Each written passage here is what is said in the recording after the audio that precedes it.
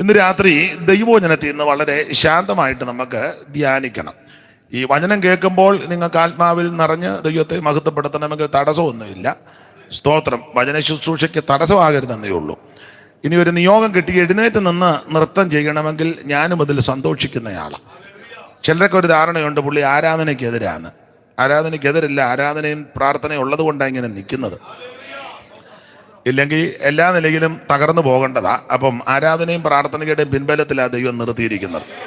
അതുകൊണ്ട് ഞാൻ അതിന് എതിരൊന്നുമല്ല. നിങ്ങൾക്ക് ആത്മാവിൻ്റെ നിയോഗം ലഭിക്കുന്നതിനനുസരിച്ച് ഈ ശുശ്രൂഷയിൽ സംബന്ധിക്കാം.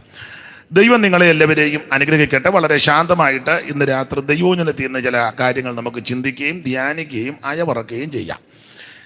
ഈ വചനം പ്രസംഗിക്കുന്ന സന്ദർഭത്തിൽ നമ്മുടെ ഭാഷയാ, പെന്തിക്കോസ് ഭാഷയാ, ഒരിളക്കവും ബഹളവും ഒന്നും ഉണ്ടായില്ലെങ്കിലും ഇത് കഴിയുമ്പോൾ ഈ വചനം അകത്ത് ക്രിയ ചെയ്തുകൊണ്ടിരിക്കണം. സ്തോത്രം. വചനം ക്രിയ ചെയ്തുകൊണ്ടിരിക്കും. അപ്പോൾ അങ്ങനെയും സംഭവിക്കട്ടെ എന്ന് ഞാൻ പ്രാർത്ഥിക്കുന്നു. ദൈവവചനത്തിൽ നമുക്ക് ശാന്തമായിട്ട് ഇന്ന് രാത്രി ചിന്തിക്കാം. അതിന് ആധാരമായിട്ട് വായിച്ചത് വളരെ പരിചിതമായ വേദശകലമാണ്. ഒന്നുകൂടെ ആ തിരുവെഴുത്ത് വായിച്ച് സഹായിക്കണം. കൊരിന്ത്യർക്ക് എഴുതിയ 1-ാം ലേഖനം 10-ാം അധ്യായത്തിൻ്റെ 6-ാമത്തെ വാക്യത്തിൻ്റെ പ്രാരംഭ ഭാഗമാണല്ലോ. ഒരിക്കൽ കൂടി ആ തിരുവെഴുത്ത് വായിച്ച് സഹായിച്ചാട്ടെ. ഇത് നമുക്ക് ദൃഷ്ടാന്തമായി സംഭവിച്ചു. ഇത് നമുക്ക് ദൃഷ്ടാന്തമായി സംഭവിച്ചു. പന്നികൾ തിന്നുന്നത് വിട്ട് പൂജിച്ച നിന്യമകാലങ്ങൾ മറന്നുപോയി സാധു. പന്നികൾ തിന്നുന്നത് വിട്ട് പൂജിച്ച നിന്യമകാലങ്ങൾ മറന്നുപോയി സാധു. മന്നവനെ തിരുമേശയിൽ നിന്നും സ്വർണ്ണകര ഭോജനം ഞാൻ തിന്നുവരും നിന്നും. കാരുണ്യ പൂരാ കടലേ കരളലി യുഗദിന മനു. കാരുണ്യ പൂരാ കടലേ കരളലി യുഗദിന മനു. കാരുണ്യ പൂരാ കടലേ. പാപമതാം ചെളി പൂണ്ടുടലാകെ ഭീകരമായ വിധം മലിനത്വം. പാപമതാം ചെളി പൂണ്ടുടലാകെ ഭീകരമായ വിധം മലിനത്വം.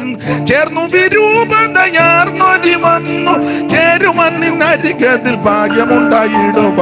കാരുണ്യ പൂരാ കടലേ കരളലി യുഗദിന മനു. കാരുണ്യ പൂരാ കടലേ കരളലി യുഗദിന മനു. കാരുണ്യ പൂരാ കടലേ. നിൻ വലം കൈ നിവർത്തന്നെ തലോടി നിൻമുഖത്താൽ എന്നെ ചുംബനവും ചെയ്തു. നിൻ വലം കൈ നിവർത്തന്നെ തലോടി നിൻമുഖത്താൽ എന്നെ ചുംബനവും ചെയ്തു. നിന്നുടെ എനിക്കതി മോതിരം ചെരുപ്പും അന്നും ഇന്നും ഒന്നുപോലെ തന്നു പോറ്റുന്നെന്നെ. കാരുണ്യ പൂരാ കടലേ കരളലി യുഗദിന മനു. കാരുണ്യ പൂരാ കടലേ കരളലി യുഗദിന മനു. കാരുണ്യ ആർക്കുവദീപ മനോഹരമാം നിൻ സ്വർഗ യെരൂശലേം മാളിക മുറിയിൽ. ആർക്കുവദീപ മനോഹരമാം നിൻ സ്വർഗ യെരൂശലേം മാളിക മുറിയിൽ. ദീർഘയുഗം വസിച്ചാനന്ദ ബാഷ്പം വീട്ടിയാലും നിൻ കരുണയ്ക്കതു ബദലാമോ. കാരുണ്യ പൂരാ കടലേ കരളലി യുഗദിന മനു. കാരുണ്യ പൂരാ കടലേ. ജീവപറുദീസിനാനന്ദ കുയിലേ ജീവവസന്ത ഋതു ആരംഭിച്ചില്ലേ. ജീവപറുദീസിനാനന്ദ കുയിലേ ജീവവസന്ത ഋതു ആരംഭിച്ചില്ലേ. ജീവവൃക്ഷ കൊമ്പിൻ മീതിലിരുന്നു ജീവമൊഴി മധുരമായി പാടുക നിദിനവും.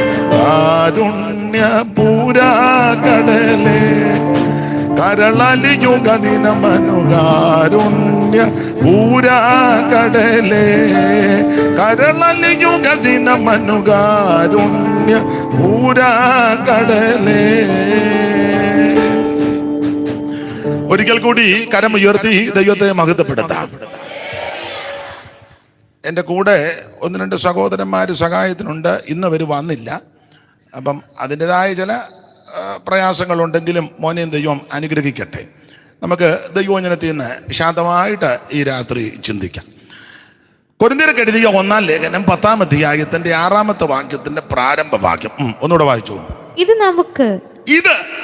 നമുക്ക് ദൃഷ്ടാന്തമായി സംഭവിച്ചു. ഏത്?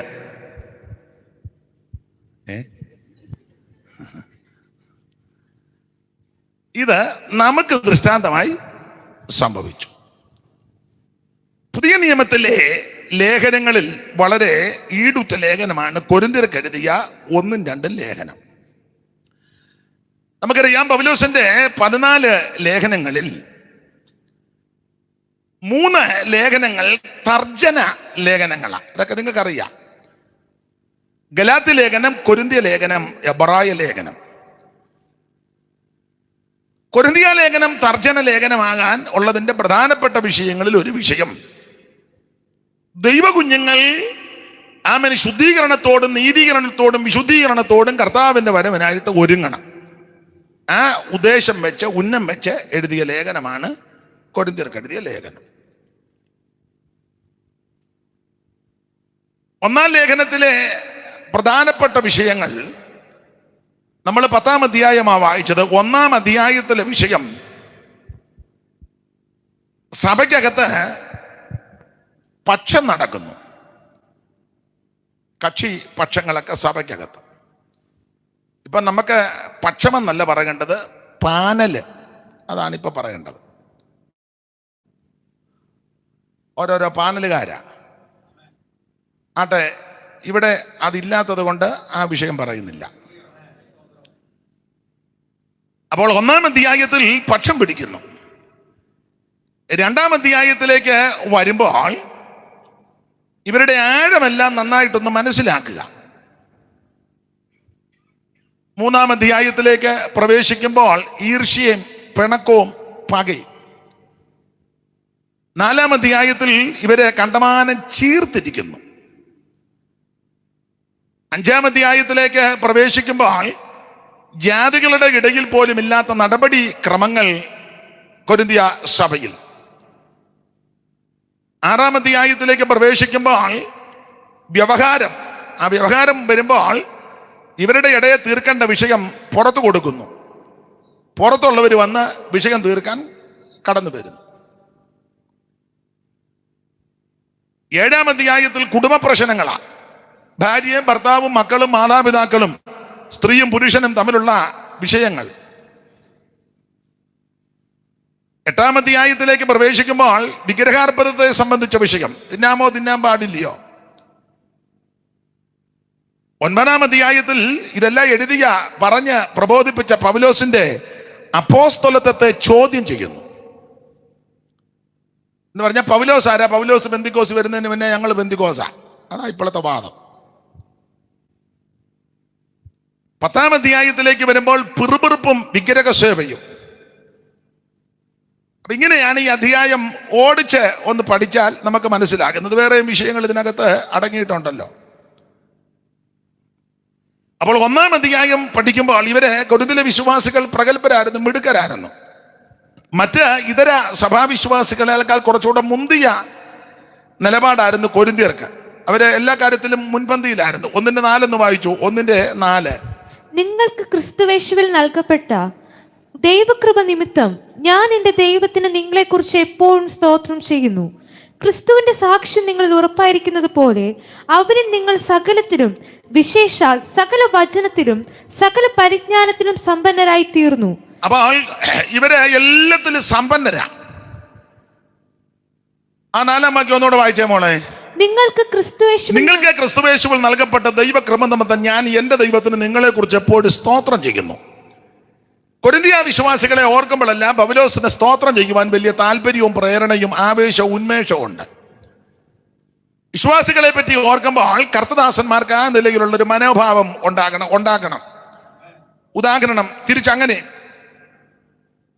ഉദാഹരണം, ഒരു പേര് പറയുമ്പോൾ അത് ഇവിടെ ഉള്ളവരാന്നെ ഉടക്കുണ്ടാക്കരുത്. കർത്താവ് പാപ്പച്ചന് വേണ്ടി പ്രാർത്ഥിക്കുന്നു. അനുഗ്രഹിക്കണമേ. സഭയ്ക്ക് വളരെ പ്രയോജനമാണല്ലോ, കൂട്ടായ്മ മുടക്കുന്നില്ലല്ലോ, എല്ലാ യോഗങ്ങൾക്കും സംബന്ധിക്കുമല്ലോ, കർത്താവിൻ്റെ വേലയ്ക്ക് കൊടുക്കുവാനും ചെലവാക്കാനും ചെലവഴിപ്പാനും മനസ്സുണ്ടല്ലോ.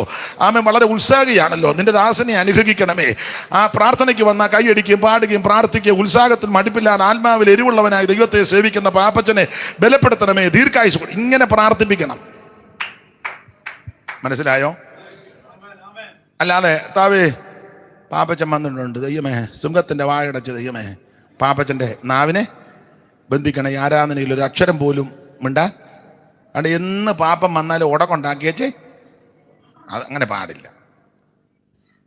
താവേ തങ്കമാമ വന്നല്ലോ, ഒരു അനുഗ്രഹിക്കപ്പെട്ട മാതാവ്, അനുഗ്രഹിക്കണമേ. ആരാധിക്കുകയും പാടുകയും പ്രാർത്ഥിക്കുകയും കണ്ണീരൊഴുക്കുകയും ഉപവസിക്കുകയും ചെയ്യുന്നല്ലോ, ദീർഘായുസ്സ് കൊടുക്കുക. അങ്ങനെ പ്രാർത്ഥിപ്പിക്കണം. ദൈവമേ തങ്ക വന്നിട്ടുണ്ട്, നുണയും കൊതിയും അല്ലാതെ വേറൊന്നും പറയുകയല്ല. ദൈവം ഒതുക്കണേ, നീ ഇത് ഒതുക്കുന്ന ദൈവമാണല്ലോ, അങ്ങനെയൊന്നും പറയിപ്പിക്കരുത്. സ്തോത്രം എന്ന് പറഞ്ഞാൽ തിരിച്ചങ്ങനെ ദൈവദാസന്മാരെ പറ്റി പറയുമ്പോൾ നിങ്ങൾക്കും അങ്ങനെ ഉണ്ടായിരിക്കണം. ദൈവമേ ആ ദൈവദാസന് വേണ്ടി പ്രാർത്ഥിക്കുന്നു, അദ്ദേഹത്തിൻ്റെ ശുശ്രൂഷ, അദ്ദേഹത്തിൻ്റെ ആമേൻ, അതെ അതെ ആ ആത്മീക നിലവാരം എല്ലാം അനുഗ്രഹമാണ്, അനേകർക്ക് പ്രയോജനമാണല്ലോ, ദീർഘായുസ്സ് കൊടുക്കണമേ. പുള്ളി ആരോടും അങ്ങനെ വഴക്കുണ്ടാക്കാത്ത ആളെ, മര്യാദക്കാരനാ, അങ്ങനെ പറയിപ്പിക്കണം. ദൈവമേ അടിയുണ്ടാക്കുന്ന പാസ്റ്റാണല്ലോ വന്നത്, ദൈവമേ പ്രശ്നം ഉണ്ടാക്കരുത്. അപ്പൊ അന്യോന്യം സന്തോഷിക്കണം. നിങ്ങളെ സ്തോത്രം ചെയ്യും. നിങ്ങളെ ഓർക്കുമ്പോൾ പൗലോസിനെ പറയാ, ക്രിസ്തുവേ നിങ്ങളെക്കുറിച്ച് ആമേൻ ഞാൻ വളരെ സന്തോഷത്തോടെ സ്തോത്രം ചെയ്യുന്ന, അങ്ങനല്ലേ 4-ാം വാക്യം. വൈരുമോളെ, നിങ്ങൾക്ക് ക്രിസ്തുവേശുവിൽ നൽകപ്പെട്ട ദൈവകൃപ നിമിത്തം ഞാൻ എന്റെ ദൈവത്തിന് നിങ്ങളെ കുറിച്ച് എപ്പോഴും സ്തോത്രം ചെയ്യുന്നു. എപ്പോഴും സ്തോത്രം ചെയ്യുകയാ. അടുത്തത്, ക്രിസ്തുവിന്റെ സാക്ഷ്യം നിങ്ങളിൽ ഉറപ്പായിരിക്കുന്നത് പോലെ അവനിൽ നിങ്ങൾ സകലത്തിലും വിശേഷാൽ സകല വചനത്തിലും സകല പരിജ്ഞാനത്തിലും സമ്പന്നരായി തീർന്നു. ശ്രദ്ധിക്കുക, ഇവരെല്ലാ കാര്യത്തിനും മുൻപന്തിയില്ല. നല്ല സാക്ഷ്യമുള്ളവരാ, സാക്ഷ്യം പറയുന്നവർ 5 മിനിറ്റ് കൊടുത്ത 50 മിനിറ്റിൽ പറഞ്ഞൊപ്പിക്കും. നന്നായിട്ട് പറയും സാക്ഷ്യം. ഇപ്പോഴത്തെ നിങ്ങൾ പല സാക്ഷ്യങ്ങളും കേട്ടിട്ടുണ്ട്, കേൾക്കുന്നുണ്ട്, ഇച്ചിരേ ഉള്ളു, പക്ഷെ അത് നന്നായിട്ട് പൊലിപ്പിച്ച് സ്തോത്രം നല്ല നല്ല രീതിയിൽ പറയും. ചിലത് കേട്ടിരിക്കാനും വളരെ നല്ലതാ. എന്നടുത്തും പറഞ്ഞ് നല്ല ത്രില്ലാ അത് കേൾക്കുന്നത്. അങ്ങനെ മനുഷ്യനെ പ്രത്യേക നിലയിലെത്തുന്ന സാക്ഷ്യങ്ങൾ. പണ്ടൊരു സഹോദരി സാക്ഷ്യം പറഞ്ഞ്, പേരൊന്നും പറഞ്ഞില്ല, ഇപ്പം ഞങ്ങളുടെ ഒരു പാപ്പച്ചാനുണ്ട്, എല്ലാവരും പറഞ്ഞു നല്ല സാക്ഷ്യമാണ്. അപ്പോൾ പുള്ളിക്കാരൻ ഉടനെ പറഞ്ഞു, ഇപ്പോഴും അത് ഓർക്കുന്നു, ഇതൊക്കെ സത്യമാണെങ്കിൽ നല്ലതാന്ന്, അതുപോലെ ഒത്തൊന്നുള്ളതാണ്. ചില വർഷങ്ങൾ കഴിഞ്ഞപ്പം മനസ്സിലായി ഇത് മുഴുവൻ. മനസ്സിലായോ? എന്തെങ്കിലും അനുഭവങ്ങൾ കാണും, പക്ഷെ അത് വല്ലാതെ ഊതി വീർപ്പിച്ച് പൊലിപ്പിച്ച്. അതിലെ ഒരു വാചകം ഞാനിപ്പോഴും ഓർക്കുന്നു. ചാക്കിനകത്ത് കെട്ടി ചാക്ക് കൂടി ഇങ്ങനെ ഒഴുകി ഒഴുകി ഒഴുകി നടക്കുകയായിരുന്നു. അത്ര മതി. ചാക്കിനകത്ത് കെട്ടിയിട്ട് വെള്ളത്തിലോട്ട് ഒഴുകി ഒഴുകി നടന്ന് ഒരു കടവിൽ ചെന്ന്, ഇപ്പം അത്രയും ഞാൻ പറയുന്നുള്ളൂ. കാണും എന്തെങ്കിലും അതിൻ്റെ പരമാർത്ഥമൊക്കെ കാണും, പക്ഷെ അത് കണ്ടമാനം അങ്ങ് ആട്ടെ. അങ്ങനെ സാക്ഷി പറയുന്ന ആൾക്കാരുണ്ട്. പണ്ട് KP യോഹന്നാൻ യോഗം നടത്തി, ഇപ്പോഴല്ല, ഇപ്പം പരുവക്കേടിൻ്റെ ഇതല്ല. പണ്ട് ആലപ്പുഴ വെച്ച് വർഷങ്ങൾക്ക് മുമ്പാണ് യോഗം നടത്തിയപ്പം ഒരാൾക്ക് സൗഖ്യം കിട്ടി. ഒരു ചെറിയ മുഴ ഇവിടെ എങ്ങാണ്ടായിരുന്നു. അത് പ്രാർത്ഥിച്ചപ്പോൾ അങ്ങ് മാറി. അദ്ദേഹത്തിൻ്റെ കീഴിൽ പ്രവർത്തിക്കുന്ന സുവിശേഷ പ്രവർത്തകർ ലഘുലേഖയും പുസ്തകമൊക്കെ ഇങ്ങനെ വിറ്റ് നടന്ന് അപ്പോൾ ഈ വീട്ടിൽ ചെന്നു എതിർച്ചയാണ്. അപ്പം അദ്ദേഹം പറഞ്ഞു, നിങ്ങളുടെ സാറ് പ്രാർത്ഥിച്ച് എൻ്റെ ഇവിടെ ഒരു ചെറിയ മുഴ ഉണ്ടായിരുന്നു, മാറി. അപ്പോൾ ചെന്ന സഹോദരന്മാർ പറഞ്ഞു, അയ്യോ എന്നാൽ ഇത് സാക്ഷ്യം പറയണം, പത്തനംതിട്ട യോഗം ഉണ്ടെന്ന്. അപ്പോൾ പിന്നീട് അവിടെ വന്ന് സാക്ഷ്യം പറഞ്ഞു. ഞാൻ അധികം വിവരിക്കുന്നില്ല. ഞാൻ അറിഞ്ഞത്, ആലപ്പുഴയിൽ നിന്ന് വണ്ടി കയറി പത്തനംതിട്ട വന്നപ്പോൾ ചെറിയൊരു മുടയായിരുന്നു. പുള്ളി പറഞ്ഞു, തേങ്ങ പോലൊരു മുഴയുണ്ടായിരുന്നു, സൗഖ്യമായി. പക്ഷേ ആലപ്പുഴയിൽ നിന്ന് പത്തനംതിട്ട വന്നപ്പം മുഴ. അങ്ങനെയൊക്കെ തൊങ്ങലും പൊടിപ്പും വെച്ച് പറയുന്ന സാക്ഷിയുമുണ്ട്, സാക്ഷിക്കാരുമുണ്ട്. ആട്ടെ, കണ്ണിക്കുന്നില്ല, ആ ഭാഗം പോട്ടെ. അപ്പൊ കൊരിന്തിലെ വിശ്വാസികൾ ക്രിസ്തുവിൽ നല്ല സാക്ഷ്യമുള്ളവരാ. സാക്ഷ്യമുള്ളതുപോലെ അവന് നിങ്ങൾ വിശേഷാൽ സകല വചനത്തിൽ ഇവർക്ക് വചനത്തിൽ നല്ല തിട്ടമാണ് കൊരിന്തിലെ വിശ്വാസികൾ. അതുകൊണ്ട് ഇവർക്ക് ബൈബിളൊന്നും വേണ്ട, കാരണം നല്ല തിട്ടമാണ്. ലോകത്തിന് വന്നാൽ പോലും ബൈബിള് കൊണ്ടുവരികയില്ല, ഇനി കൊണ്ടുവന്നാൽ പോലും തുറക്കുകയില്ല, കാരണം നല്ല തിട്ടമാണ്. അതുകൊണ്ടാണ്. അപ്പൊ ഇവര് വചനത്തിലൊക്കെ നല്ല തിട്ടമുള്ളവരാ കൊരിന്തിലെ വിശ്വാസികൾ. മാത്രമല്ല നല്ല പരിജ്ഞാനമുള്ളവരാ. അവന് നിങ്ങൾ വിശേഷം സകല വചനത്തിലും സകല പരിജ്ഞാനം, നല്ല പരിജ്ഞാനമാണ്. അതുകൊണ്ട് പെട്ടെന്ന് കൈയടിക്കോ പാടുകയോ ആത്മാവിലാകോ ഒന്നും ചെയ്യില്ല, വളരെ പരിജ്ഞാനത്തോടെ യോഗത്തിന് ഇരിക്കും. നിങ്ങൾ ചിലർ ശ്രദ്ധിച്ചിട്ടില്ല, ഒരനക്കവും ഇല്ല, വളരെ നല്ല സ്റ്റാൻഡേർഡായിട്ടായിരിക്കുന്നത്. അപ്പം നമ്മൾ പറയാം പുള്ളി പരിജ്ഞാനമുള്ള ആളാണ്. അപ്പോൾ ഇവര് വചനത്തിൽ തിട്ടമുണ്ട്, പരിജ്ഞാനമുണ്ട്. അടുത്ത പ്രയോഗം, ഒരു കൃപാവരത്തിലും കുറവില്ല. നമ്പർ 1 വിശ്വാസികളാണ്. 1-ാം അധ്യായത്തിൽ ഇവരെ പോലെ മിടുക്കരായ, ഭക്തരായ, പരിജ്ഞാനമുള്ള, വിവേകമുള്ള, അറിവുള്ള, കൃപയുള്ള, കൃപാവരമുള്ള പ്രിയപ്പെട്ടവർ ചുരുക്കമാണ്. 1-ാം അധ്യായത്തിൽ വളരെ ശ്ലാഘനീയമായ നിലയിൽ പൗലോസ് ഇവരെ അഭിനന്ദിച്ച് പറയുകയാ, നിങ്ങൾ ഒരു കൃപാവരത്തിലും കുറവില്ല, നമ്പർ 1 വിശ്വാസികൾ. എന്നാൽ 2-ാം അധ്യായത്തിൽ നമ്പർ 1 വിശ്വാസികളുടെ ആത്മീയ നിലവാരം ആഴങ്ങളിലേക്ക് പരിശുദ്ധാത്മാവ് പറഞ്ഞു. 2:9 ദൈവം തന്നെ സ്നേഹിക്കുന്നവർക്ക് ഒരുക്കിയിട്ടുള്ളത് കണ്ണ് കണ്ടിട്ടില്ല, കേട്ടിട്ടില്ല, ഒരു മനുഷ്യന്റെ ഹൃദയത്തിൽ തോന്നിയിട്ടുമില്ല എന്ന് എഴുതിയിരിക്കുന്നത് പോലെ തന്നെ നമുക്കോ ദൈവം തന്നെ ആത്മാവിനാൽ വെളിപ്പെടുത്തിയിരിക്കുന്നു. ആത്മാവ് സകലത്തെയും ദൈവത്തിന്റെ ആഴങ്ങളെയും ആരായുന്നു. അപ്പൊ 2-ാം അധ്യായത്തിൽ ഇവരുടെ ആഴമെല്ലാം പരിശുദ്ധാത്മാവ് വന്ന് ആഴമറിഞ്ഞു. 1-ാം അധ്യായത്തിൽ അഭിനന്ദിച്ചു, ശ്ലാഘനീയമായ നിലയിൽ ഇവരോട് പറഞ്ഞു, നിങ്ങൾ കൃപാവരത്തിലൊന്നും കുറവില്ല, നമ്പർ 1 വിശ്വാസികൾ.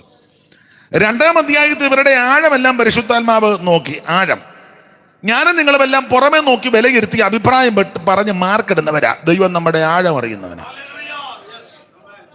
സ്തോത്രം. ആഴമറിയും. ഹൃദയത്തിലെ ചിന്തനങ്ങളും ഭാവങ്ങളും വിവേചിക്കുന്നവനാ ദൈവം. സങ്കീർത്തനക്കാരൻ പാടിയിരിക്കുന്നത്, ഇരിക്കുന്നതും എഴുന്നേൽക്കുന്നതും എല്ലാം ദൈവം അറിയുന്നു. ഉഷസ്സിന്റെ ചിറക് ധരിച്ച് സമുദ്രത്തിന്റെ അറ്റത്ത് പോയി പാർത്താലും സ്തോത്രം, അവിടത്തേക്ക് മറഞ്ഞിരിക്കുന്ന ഒന്നുമില്ല. ലേഖനത്തിൽ വായിക്കുമ്പോൾ അവനുമായിട്ടാണ് നമുക്ക് കാര്യം. ഇരിക്കുന്നതും ഞാൻ എഴുന്നേൽക്കുന്നതും കർത്താവു കാണുന്നു,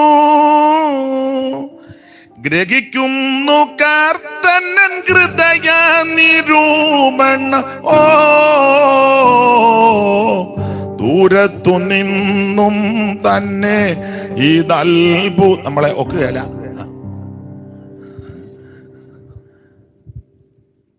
ഇരിക്കുന്നതും ഞാൻ എഴുന്നേൽക്കുന്നതും കർത്താവു കാണുന്നു, ഗ്രഹിക്കുന്നു കർത്തനൻ ഹൃദയ നിരൂപണ. ദൂരത്തു നിന്നും തന്നെ ഇതത്ഭുതം, ദൂരത്തു നിന്നും തന്നെ ഇതത്ഭുതം, ഈ പരിജ്ഞാനം, ഈ പരിജ്ഞാനം ആശ്ചര്യദായകമേ. അറിയുന്നു ശോധന ചെയ്തന്റെ നാഥൻ. നാം ഇരിക്കുന്നതും എഴുന്നേൽക്കുന്നതെല്ലാം കർത്താവ് അറിയുന്നു. നമ്മുടെ ചിന്തകൾ, ഇച്ഛകൾ, വികാരങ്ങൾ, നിരൂപണങ്ങളെല്ലാം അവിടുന്ന് മറഞ്ഞിരിക്കുന്ന ഒന്നുമില്ല. അപ്പോൾ 1-ാം അധ്യായത്തിൽ ശ്ലാഘനീയമായ നിലയിൽ വളരെ അഭിനന്ദനീയമായിട്ട് ഇവരെ പറഞ്ഞിട്ട് 2-ാം അധ്യായത്തിൽ ആത്മാവ് ഇവരുടെ ആഴമറിഞ്ഞു.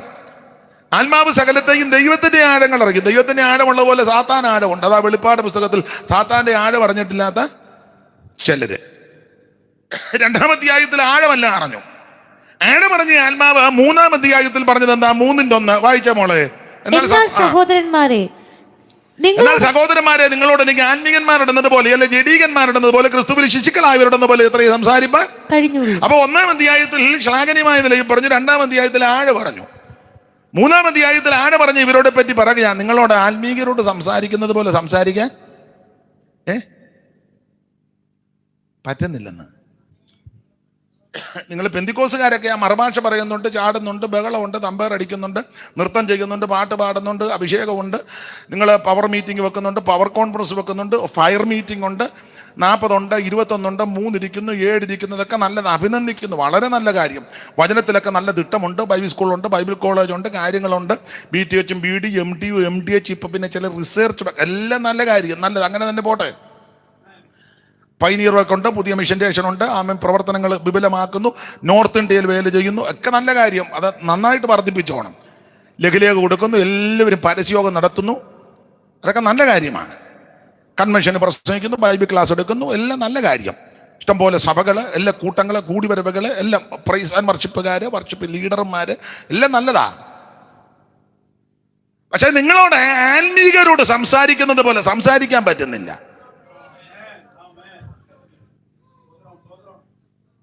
നിങ്ങൾ 3 ദിവസം ഒരു നേരം കഴിച്ചുകൊണ്ടിരിക്കുന്നു, ഫുള്ളായിട്ടിരിക്കുന്നു, വെള്ളം പോലും, കഠിന ഉപവാസം എന്നൊക്കെയാ ചെല്ലി പറയുന്നത്. നല്ല കാര്യം. 21 ഇരിക്കുന്നു, അതൊക്കെ നല്ല കാര്യം. മുടക്കുമൊന്നും ചെയ്യരുത്. നിങ്ങൾ ആത്മാവിൽ നിറയുന്നു, തുള്ളി തുള്ളി ബൈബിളിന്റെ പുറത്ത് വരെ കയറി തുള്ളുന്നു. നിങ്ങളുടെ കാര്യമല്ല, പലയിടത്തും നടക്കുന്ന കാര്യമാണ്. മുന്നോട്ട് കമന്ന് വീഴുന്നു, പുറകോട്ട് മലന്ന് വീഴുന്നു, ഉരുളുന്നു, ഓടുന്നു, ഒക്കെ നല്ല കാര്യം. പേര് പറയുന്നു, അഡ്രസ്സ് പറയുന്നു, വണ്ടിന്റെ പേര് പറയുന്നു, എല്ലാം നല്ല കാര്യം. പക്ഷെ നിങ്ങളോട് ആത്മീകരോട് സംസാരിക്കുന്നത് പോലെ സംസാരിക്കാൻ പറ്റുന്നില്ല. അതെന്താ? നിങ്ങൾ മറുഭാഷയൊക്കെ പറയുന്നുണ്ട്, പ്രവചനമുണ്ട്, വ്യാഖ്യാനമുണ്ട്, വിവിധ ഭാഷകളുടെ വ്യാഖ്യാനം, കൈവച്ച് പ്രാർത്ഥിച്ച രോഗസൗഖ്യമാകും, ഇതെല്ലാം നല്ല കാര്യം. അഭിനന്ദിക്കുന്നു, ദൈവത്തെ മഹത്വപ്പെടുത്തുന്നത്, വളരെ നല്ലത്. അതിനൊന്നും ഇനി ഭംഗം വരുത്തേണ്ട, മുടക്കരുത്, അത് വർദ്ധിക്കട്ടെ, നന്നായി വരട്ടെ. പക്ഷെ നിങ്ങളോട് ആത്മീകരോട് സംസാരിക്കുന്നത് പോലെ സംസാരിക്കാൻ പറ്റുന്നില്ല.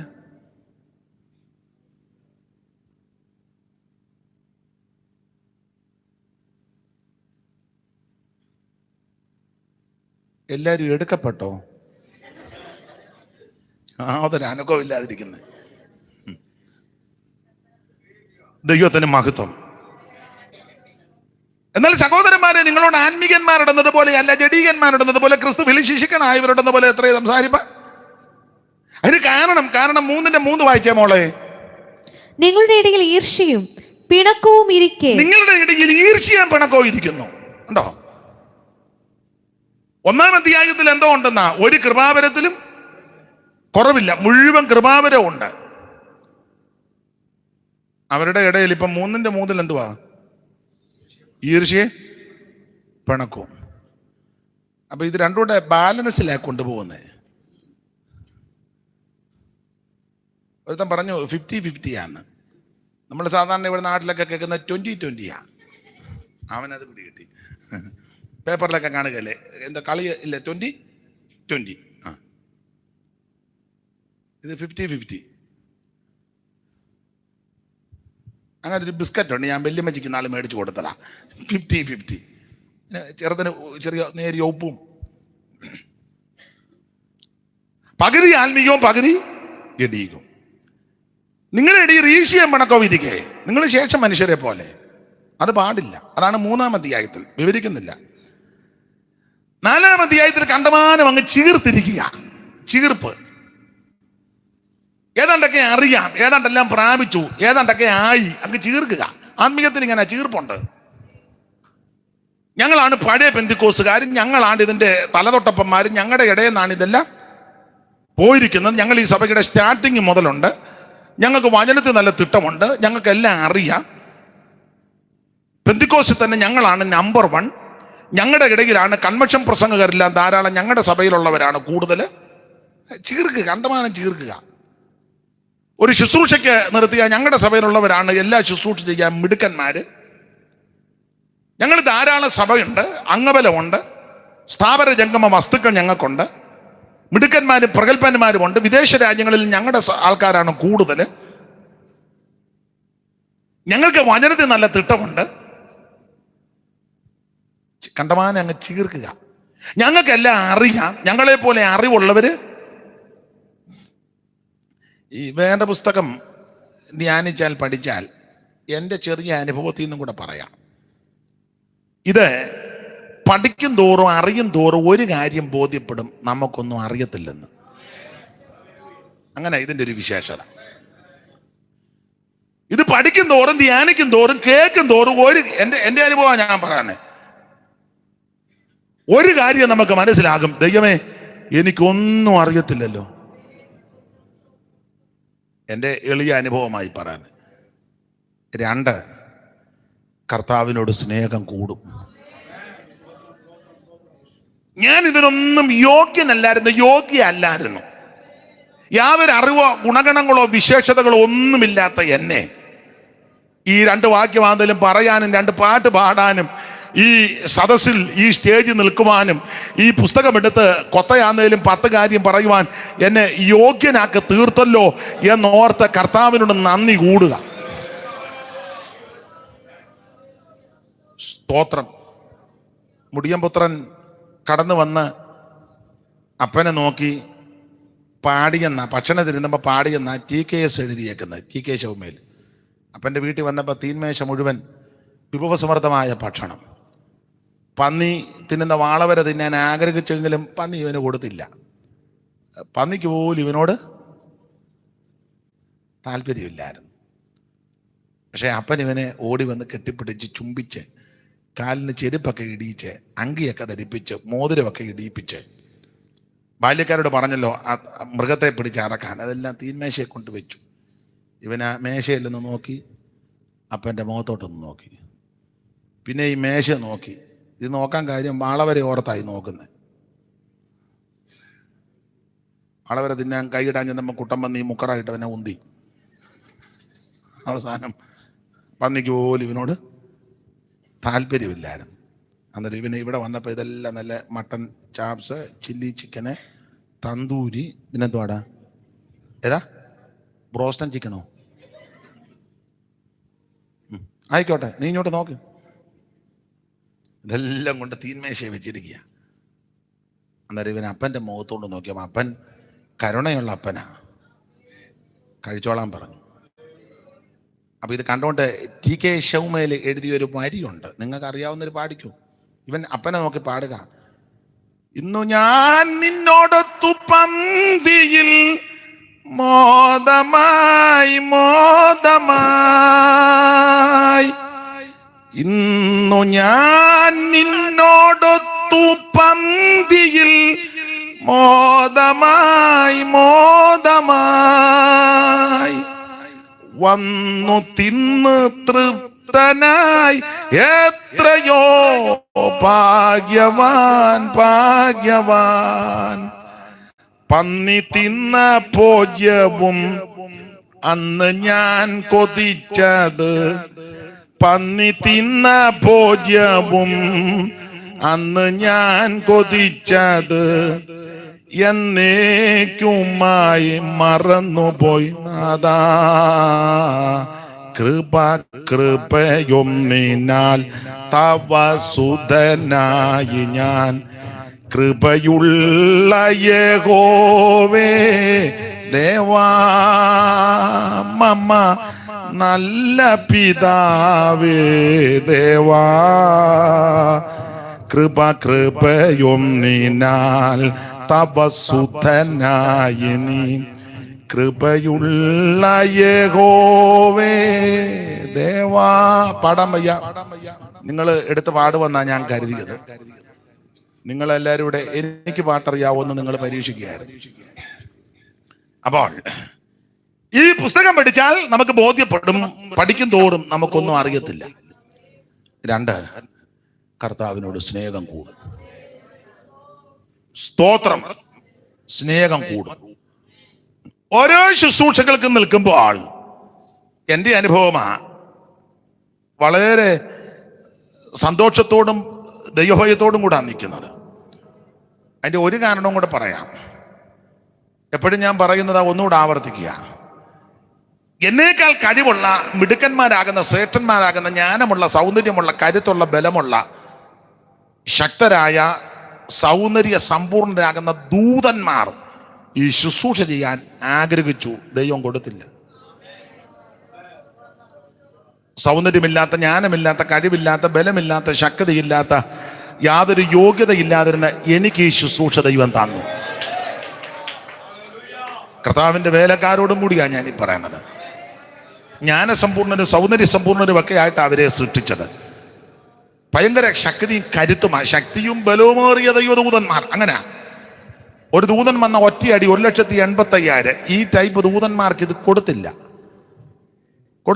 യാതൊരു കൽപ്പും കടയില്ലാതിരുന്ന എന്നെ നിങ്ങൾ തെരഞ്ഞെടുത്തു. അതാ ബലമുള്ളതിനെ ലജ്ജിപ്പിപ്പാൻ. സ്തോത്രം. അതോർത്ത് ദൈവത്തെ മഹത്വപ്പെടുത്തിക്കണം. ഏറ്റവും വലിയ ഭാഗ്യം അതാ. ഓരോ സമയവും ശുശ്രൂഷയ്ക്ക് നിൽക്കുമ്പോൾ ഈ ചിന്തയോടെ ശുശ്രൂഷിച്ചോണം. ദൈവത്തിന് മഹത്വം. ആ ഭാഗം അങ്ങനെ അങ്ങ് വിടുക. 4-ാം അധ്യായത്തിൽ ഇവർ കണ്ടമാനം അങ്ങ് ചീർക്കുന്നു. ഏതാണ്ടൊക്കെ ആയി, ഏതാണ്ടൊക്കെ ലഭിച്ചു. ഞങ്ങൾക്ക് സ്വത്തുണ്ട്, ആൾബലമുണ്ട്, രാഷ്ട്രീയ സ്വാധീനമുണ്ട്, ഞാനൊന്ന് ഫോൺ ചെയ്താൽ മതി, പാസ്റ്ററെ ഇപ്പം തന്നെ മാറ്റും. ഇങ്ങനെയൊക്കെ ചിന്തകൾ ഉള്ളവരുണ്ട്. ഞാനൊന്ന് വിരൽ ഞൊടിച്ചാൽ മതി. പള്ളിയുടെയും ചിന്ത അങ്ങനെ. ഞാനുള്ളത് കൊണ്ടാ ടെറസ് ഇങ്ങനെ അല്ലേ. പണ്ട് നമ്പിയാര് ഒരു പ്രയോഗം പറയാന്നു കവിതയ്ക്കകത്ത്. പക്ഷീന്ദ്രനുണ്ട് ഗരുഡനെന്നോർത്തിട്ട് അക്ഷികൂട്ടം മതിക്കും കണക്കിന്. സ്കൂളിൽ പഠിച്ച പാഠമാണ്. പക്ഷീന്ദ്രനുണ്ട് ഗരുഡനെന്നോർത്തിട്ട് അക്ഷികൂട്ടം മതിക്കും. പക്ഷികളുടെ രാജാവാ ഗരുഡൻ. പക്ഷീന്ദ്രൻ, ഗരുഡൻ രാജാവ്. പക്ഷീന്ദ്രനുണ്ട് ഗരുഡനെന്നോർത്തിട്ട് അക്ഷികൂട്ടം മതിക്കും. അപ്പം ഈ ഈച്ചയെല്ലാം കൂടെ പറയാം ഞങ്ങളുടെ കുടുംബത്തിൽപ്പെട്ടതാ ഗരുഡനെന്ന്. കാരണം ഈച്ചയ്ക്ക് 2 ചിറക്. മനസ്സിലായോ? ഇപ്പോഴത്തെ ആത്മീയരുടെ ചിന്ത ഇതൊക്കെ തന്നെ. ഏതാണ്ടെല്ലാം ആയി, ഏതാണ്ടെല്ലാം കിട്ടി. നമ്മളെ കൊണ്ട് ഒരു കഴിവുമില്ല. നമ്മുടെ കഴിവില്ലെന്ന് കോവിഡിന്റെ സമയത്ത് തെളിഞ്ഞതല്ലേ? നന്നായിട്ട് തെളിഞ്ഞല്ലോ. നിന്നെ കൊണ്ടൊരു ചുക്കിനും പുണ്ണാക്കിനും കൊള്ളുകയറി തെളിഞ്ഞതല്ലേ? സ്വന്തം ഭാര്യ പടഞ്ഞ് ശ്വാസം കിട്ടാതെ മരിച്ചപ്പോൾ അടുത്ത് പോലും ചെല്ലാനത്തില്ല. ദൂരെ നിന്ന് തങ്കമ്മയെ കണ്ടേച്ച് പോയതല്ലാതെ അല്ലേ? നീ വലിയ മിടുക്കനായിരുന്നില്ല, കയറി തന്നെ വെള്ളം ഒഴിച്ചു കൊടുത്ത് വായി മൂടാഞ്ഞത്. പറ, മിടുക്കനല്ലായിരുന്നു? ഇരുന്ന പാസ്റ്റർമാരെയെല്ലാം നീ കിടുകിട വിറപ്പിച്ച ആളല്ലേ? എന്നിട്ട് എന്നെ തങ്ക ഇങ്ങനെ വെച്ചപ്പോൾ അടുത്തോട്ട് ചെല്ലാഞ്ഞേ. നമ്മളെ കൊണ്ട് കഴിവില്ലെന്നായി പറഞ്ഞത്. സ്തോത്രം, സ്തോത്രം. റോഡിൽ കൊണ്ട് നടന്നപ്പോൾ വീട്ടിൽ എല്ലാം മൂടിക്കെട്ടിയല്ലേ പോയത്? പറ, നമ്മളെ കൊണ്ടൊന്നും നടക്കത്തില്ല. ദൈവത്തിന് മഹത്വം. അത് ദൈവം തെളിയിച്ചതാ. ദൈവത്തെ ഭയപ്പെട്, ദൈവത്തെ ഭയപ്പെട്. Price the Lord. ദൈവത്തെ ഭയപ്പെട്. അപ്പൊ 4-ാം അധ്യായത്തിൽ കണ്ടമാനം ഇവരങ്ങ് ചീർക്കുന്നു. 5-ാം അധ്യായത്തിൽ ജാതികളുടെ ഇടയിൽ പോലും ഇല്ലാത്ത വിഷയങ്ങളാണ് സഭയ്ക്കകത്ത് ആമേൻ കടന്നു കയറിയത്. നിങ്ങൾക്ക് ആ ഭാഗം അറിയാൻ വിവരിക്കണ്ട. 6-ാം അധ്യായത്തിൽ വ്യവഹാരം. നിങ്ങളുടെ ഇടയിൽ വ്യവഹാരമുണ്ടെങ്കിൽ നിങ്ങൾ തന്നെയല്ലേ തീർക്കേണ്ടത്. അത് പുറം പാർട്ടിക്ക് എന്താ നിങ്ങൾ കൊടുക്കുന്നത്? 6-ന്റെ 1 വായിച്ചേ മോളെ. അന്യായം ചെയ്യുന്നവർ ദൈവരാജ്യം അവകാശമാക്കുകയില്ല എന്നറിയുന്നില്ല. നിങ്ങളെ തന്നെ വഞ്ചിക്കാതിരിപ്പിൻ. ദുർനടപ്പുകാർ, വിഗ്രഹാരാധികൾ, വ്യഭിചാരികൾ, സ്വയഭോഗികൾ, പുരുഷകാമികൾ, കള്ളന്മാർ, അത്യാഗ്രഹികൾ, മദ്യപന്മാർ, ഭാവിഷ്ടനക്കാർ, പിടിച്ചുപറിക്കാർ എന്നിവർ ദൈവരാജ്യം അവകാശമാക്കത്തില്ല. 6-ാം അധ്യായത്തിൽ വ്യവഹാരം നടക്കുന്നു. ഈ വ്യവഹാരം നടക്കുമ്പോൾ ആ വ്യവഹാരം ഉണ്ടാകുന്ന വിഷയത്തിൽ നിങ്ങളുടെ ഇടയിൽ നിങ്ങൾ തന്നെ ഇത് തീർപ്പ് കൽപ്പിക്കേണ്ടത്. ഇത് പുറത്ത് കൊടുക്കുന്നു, പോലീസ് വരുന്നു, കേസ് കൊടുക്കുന്നു, കോടതി പോകുന്നു. അത് പാടില്ല. നിങ്ങളുടെ ഇടയിലെ വിഷയം വിശുദ്ധന്മാര് തന്നെ അത് പരിഹരിക്കണം. വണ്ടിക്കണക്കിനാ പോലീസിനെ വേണ്ടുന്നില്ലല്ലോ. പാടില്ലെന്ന് 6-ാം അധ്യായം. ഞാൻ ആ ഭാഗവും വിവരിക്കുന്നില്ല. 7-ാം അധ്യായത്തിൽ കുടുംബ പ്രശ്നം, അതിന് പരിഹാരം വരുത്തണം. ഭാര്യയും ഭർത്താവും മാതാപിതാക്കളും മക്കളും തമ്മിലുള്ള ഇടപാടും സമീപനവും രീതികളാണ് 7-ാം അധ്യായത്തിൽ. 8-ാം അധ്യായത്തിൽ വിഗ്രഹാർപ്പണം തിന്നാമോ തിന്നാൻ പറ്റുകയല്ലയോ? ഒരു കൂട്ടര് പറഞ്ഞ് തിന്നുന്നതുകൊണ്ട് കുഴപ്പമില്ല, വേറൊരു കൂട്ടർ പറഞ്ഞ് തിന്നാലും തിന്നില്ലേലും കുഴപ്പമില്ല. ഒരു കൂട്ടര് പറയുന്നു എന്ത് തിന്നാലും കൊള്ളാം കുടിച്ചാലും കൊള്ളാം, ദൈവനാമം മഹത്വപ്പെടണം. അപ്പോൾ ഓരോരുത്തർ പറയുന്നു സ്തോത്രത്തോടു കൂടി ഭക്ഷിക്കുന്നെങ്കിൽ ഒന്നും മർജിക്കണ്ട. സ്തോത്രത്തോടു കൂടി ഭക്ഷിക്കുന്നെങ്കിൽ ഒന്നും മർജിക്കണ്ട, എന്ത് കിട്ടിയാലും കഴിക്കാം. ഇതാണ് 8ലെ വിഷയം. 9-ാം അധ്യായത്തിൽ പൗലോസിന്റെ അപ്പോസ്തലത്വത്തെ ഇവർ ചോദ്യം ചെയ്യുകയാണ്. പൗലോസ് ആരാ ഇതൊക്കെ ഞങ്ങളോട് പറയാൻ? പൗലോസ് എന്നാ യേശുവിനെ കണ്ടേ? പൗലോസിന് ആരാ കൈവപ്പ് കൊടുത്തേ? പൗലോസിന് ആരാ ഓർഡിനേഷൻ കൊടുത്തേ? പൗലോസ് ഏത് ബൈബിൾ സ്കൂളിലാ പഠിച്ചേ? പൗലോസ് IPC അംഗമാണോ? IPC ആയതുകൊണ്ടായി പറയാനേ. അപ്പോസ്തലത്വത്തെ ചോദ്യം ചെയ്യുന്നു. അതെ, 10-ാം അധ്യായത്തിലേക്ക് വരുമ്പോൾ വിഗ്രഹാർപ്പിതവും പിറുപിറുപ്പും ആണ് ആ 10ലെ പ്രധാനപ്പെട്ട വിഷയം. അങ്ങനെ പോയാൽ ഞാൻ ഓരോ അധ്യായത്തിൽ നിന്ന് പറയേണ്ടി വരും. നമ്മൾ എടുത്ത വാക്യത്തോട് കൂറ് പുലർത്തണം. 10-ാം അധ്യായത്തിന്റെ 6-ാം വാക്യം ഒന്നുകൂടെ വായിച്ചേ മോളെ. ഇത് നമുക്ക് ദൃഷ്ടാന്തമായി സംഭവിച്ചു. അപ്പൊ ശ്രദ്ധിക്കുക, 10-ാം അധ്യായത്തിന്റെ 6 പറയുക, ഇത് നമുക്ക് ദൃഷ്ടാന്തമായി സംഭവിച്ചു. ഏത്? മറുപടി, ഇവരെ മരുഭൂമിയിൽ തെള്ളിയിട്ടു. ഇസ്രായേൽ മക്കളിൽ സിംഹഭാഗം ആൾക്കാരെ മരുഭൂമിയിൽ തെള്ളിയിട്ടു. ആ തെള്ളിയിട്ട വിഷയം പറയുക, നമുക്കിത് ദൃഷ്ടാന്തമായി സംഭവിച്ചു. നിങ്ങൾക്കറിയാം, വേദപുസ്തകം പഠിക്കുന്ന ഭാഗം പഠിക്കുന്നവർക്കറിയാം, 10-ാം അധ്യായത്തിലെ പ്രധാനപ്പെട്ട വിഷയം.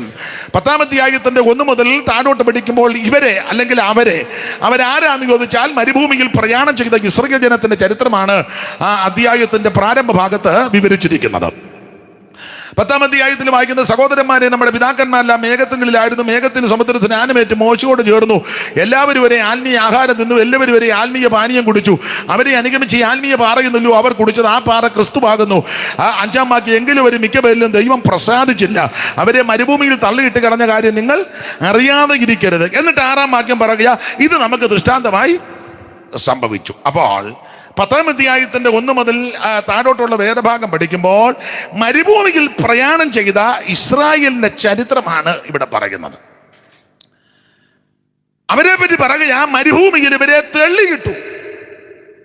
ഈ കാര്യം നമുക്ക് ദൃഷ്ടാന്തമായി സംഭവിച്ചിരിക്കുന്നു.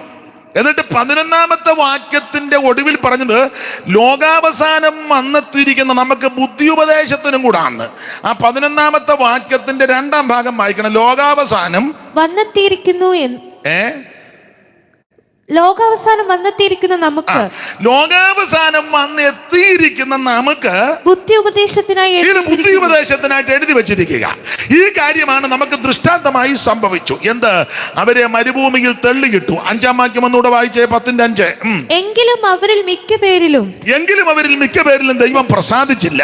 അവരെ മരുഭൂമിയിൽ തള്ളിയിട്ട കാര്യം നിങ്ങൾ അറിയാതെ ഇരിക്കരുത്. അവരെ മരുഭൂമിയിൽ തള്ളിയിട്ടു.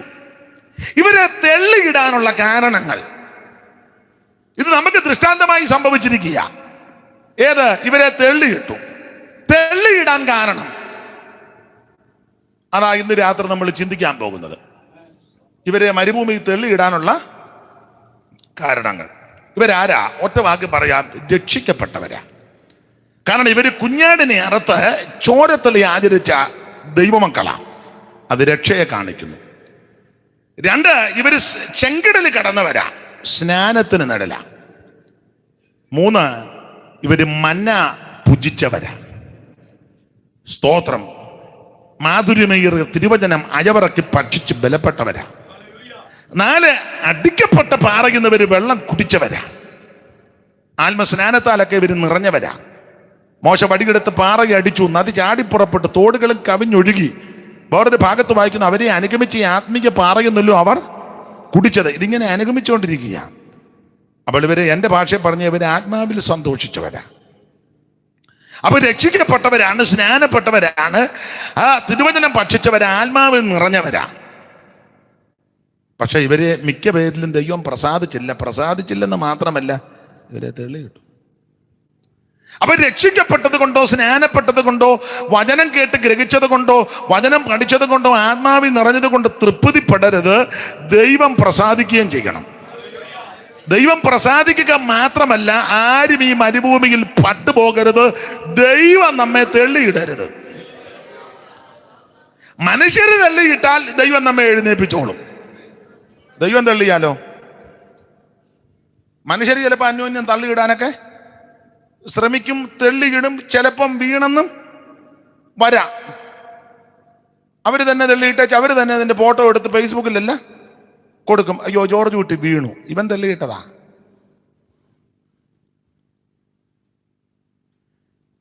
മനുഷ്യര് തള്ളിയിട്ടാൽ നീ പതറുകൊന്നും വേണ്ട, ദൈവം നിന്നെ എഴുന്നേൽപ്പിക്കും. പക്ഷെ ദൈവം തള്ളിയിട്ടാൽ ആരെ കൊണ്ട് ഒക്കത്തില്ല. അതുകൊണ്ട് എന്നെ കേൾക്കുന്ന പ്രിയപ്പെട്ടവരോട് പറയാ, അവൻ മനുഷ്യർ തള്ളിക്കിട്ടാൽ നീ ഭയപ്പെടുകയൊന്നും വേണ്ട, സമയമാകുമ്പോൾ ദൈവം നിന്നെ എഴുന്നേൽപ്പിക്കും. എൻ്റെ ശത്രുവായുവല്ലേ എന്നെ ചൊല്ലി സന്തോഷിക്കരുത്, ഞാൻ വീണുമെങ്കിൽ ഇനിയും എഴുന്നേൽക്കും. ദൈവത്തിന് സ്തോത്രം. മനുഷ്യൻ അന്യോന്യം തള്ളിക്കിടാം, അവൻ തെള്ളിയിടും. അതിനുള്ള സൂത്രങ്ങളും തന്ത്രങ്ങളും കുതന്ത്രങ്ങളും എല്ലാം ഒപ്പിക്കും. ചിലതൊക്കെ പലിച്ചെന്ന് വരാം, ചിലതൊക്കെ നടന്നെന്നും വരാം. പക്ഷെ നീ പതറണ്ട, മനുഷ്യരാ നിന്നെ തെള്ളിയിട്ടെങ്കിൽ ദൈവം നിന്നെ എഴുന്നേൽപ്പിക്കും. പക്ഷെ ദൈവം തള്ളിയിട്ടാൽ ആർക്കും എഴുന്നേൽപ്പിക്കാനൊക്കത്തില്ല. അതുകൊണ്ട് എന്നെ കേൾക്കുന്നവരോട് പറയട്ടെ, ദൈവം നമ്മെ തള്ളിയിടരുത്. Price the Lord. ദൈവം തള്ളിയിടരുത്. ദൈവം തള്ളിയിട്ടാൽ എഴുന്നേൽക്കാനൊക്കത്തില്ല. അവൻ മനുഷ്യരെ തള്ളിയിട്ടാൽ നമുക്ക് എഴുന്നേൽക്കാം. സ്തോത്രം. അപ്പൊ ഇവര് മിക്കവരെയും മരുഭൂമിയിൽ ദൈവം തെള്ളിയിട്ടു. ഇത് നമുക്ക് ദൃഷ്ടാന്തമായി സംഭവിച്ചു. തെള്ളിയിടാനുള്ള കാരണം ചില കാര്യങ്ങൾ നിശ്ചയിക്കപ്പെട്ട സമയപരിധിയിൽ നിന്ന് നമുക്ക് ഇന്ന് രാത്രി ചിന്തിക്കണം. തീർന്നില്ലെങ്കിൽ ദൈവം അനുവദിച്ചാൽ ബാക്കി നാളെ പകല് ചിന്തിക്കണം എന്ന് പറഞ്ഞാൽ കൃത്യസമയത്ത് യോഗം നിർത്തുമെന്നായി പറഞ്ഞതിൻ്റെ അർത്ഥം. നിങ്ങൾ ചിന്തിക്കരുത് പുള്ളി തെള്ളിയിടുന്ന കാര്യമെല്ലാം പറഞ്ഞ് ഇന്ന് വെളുക്കുവോളം മിക്കവാറും അങ്ങനെ ചിന്തിക്കണ്ട. എല്ലാത്തിനും അതിൻ്റെ ഓർഡറിൽ പോകും. അപ്പൊ ശ്രദ്ധിക്കുക, തെള്ളിയിടാനുള്ള കാരണം, തെള്ളിയിടാനുള്ള ഒന്നാമത്തെ ഒരു കാരണം സങ്കീർത്തനക്കാരൻ കൊടുത്തിരിക്കുന്ന പ്രയോഗം, ഇവർ ബാൽപയോരിനോട് ചേർന്നു. അതാണ് തെള്ളിയിടാൻ ഒരു കാരണം. ബാൽപയോരിനോട് ചേർന്നു. വായിച്ചേ 106 സങ്കീർത്തനത്തിന്റെ 24 വാക്യം, 28 വാക്യം, 106 28. ആ താളിങ്ങോട്ട് മറിക്കുമ്പോൾ ഇടത്ത് വശത്ത് ഏറ്റവും മേളിൽ, പഴയ ബൈബിളിൽ അങ്ങനെ. അനന്തരം അവർ ബാൽപയോരിനോട് ചേർന്ന് പ്രേതങ്ങൾക്കുള്ള ബലികളെ തിന്നു. ശ്രദ്ധിച്ച് ഇങ്ങോട്ട് നോക്കിക്കേ. മോനെ ഇനി കുഴപ്പമില്ല, അവര് വയ്യ എടുക്കും. അനന്തരം അവർ ബാൽപയോരിനോട് ചേർന്ന് പ്രേതങ്ങൾക്കുള്ള ബലികളെ തിന്നു. തെള്ളിയിടാനുള്ള ഒരു കാരണം ബാൽപയോരിനോട് ചേർന്ന്. ആരാ ഈ ബാൽപയോര്?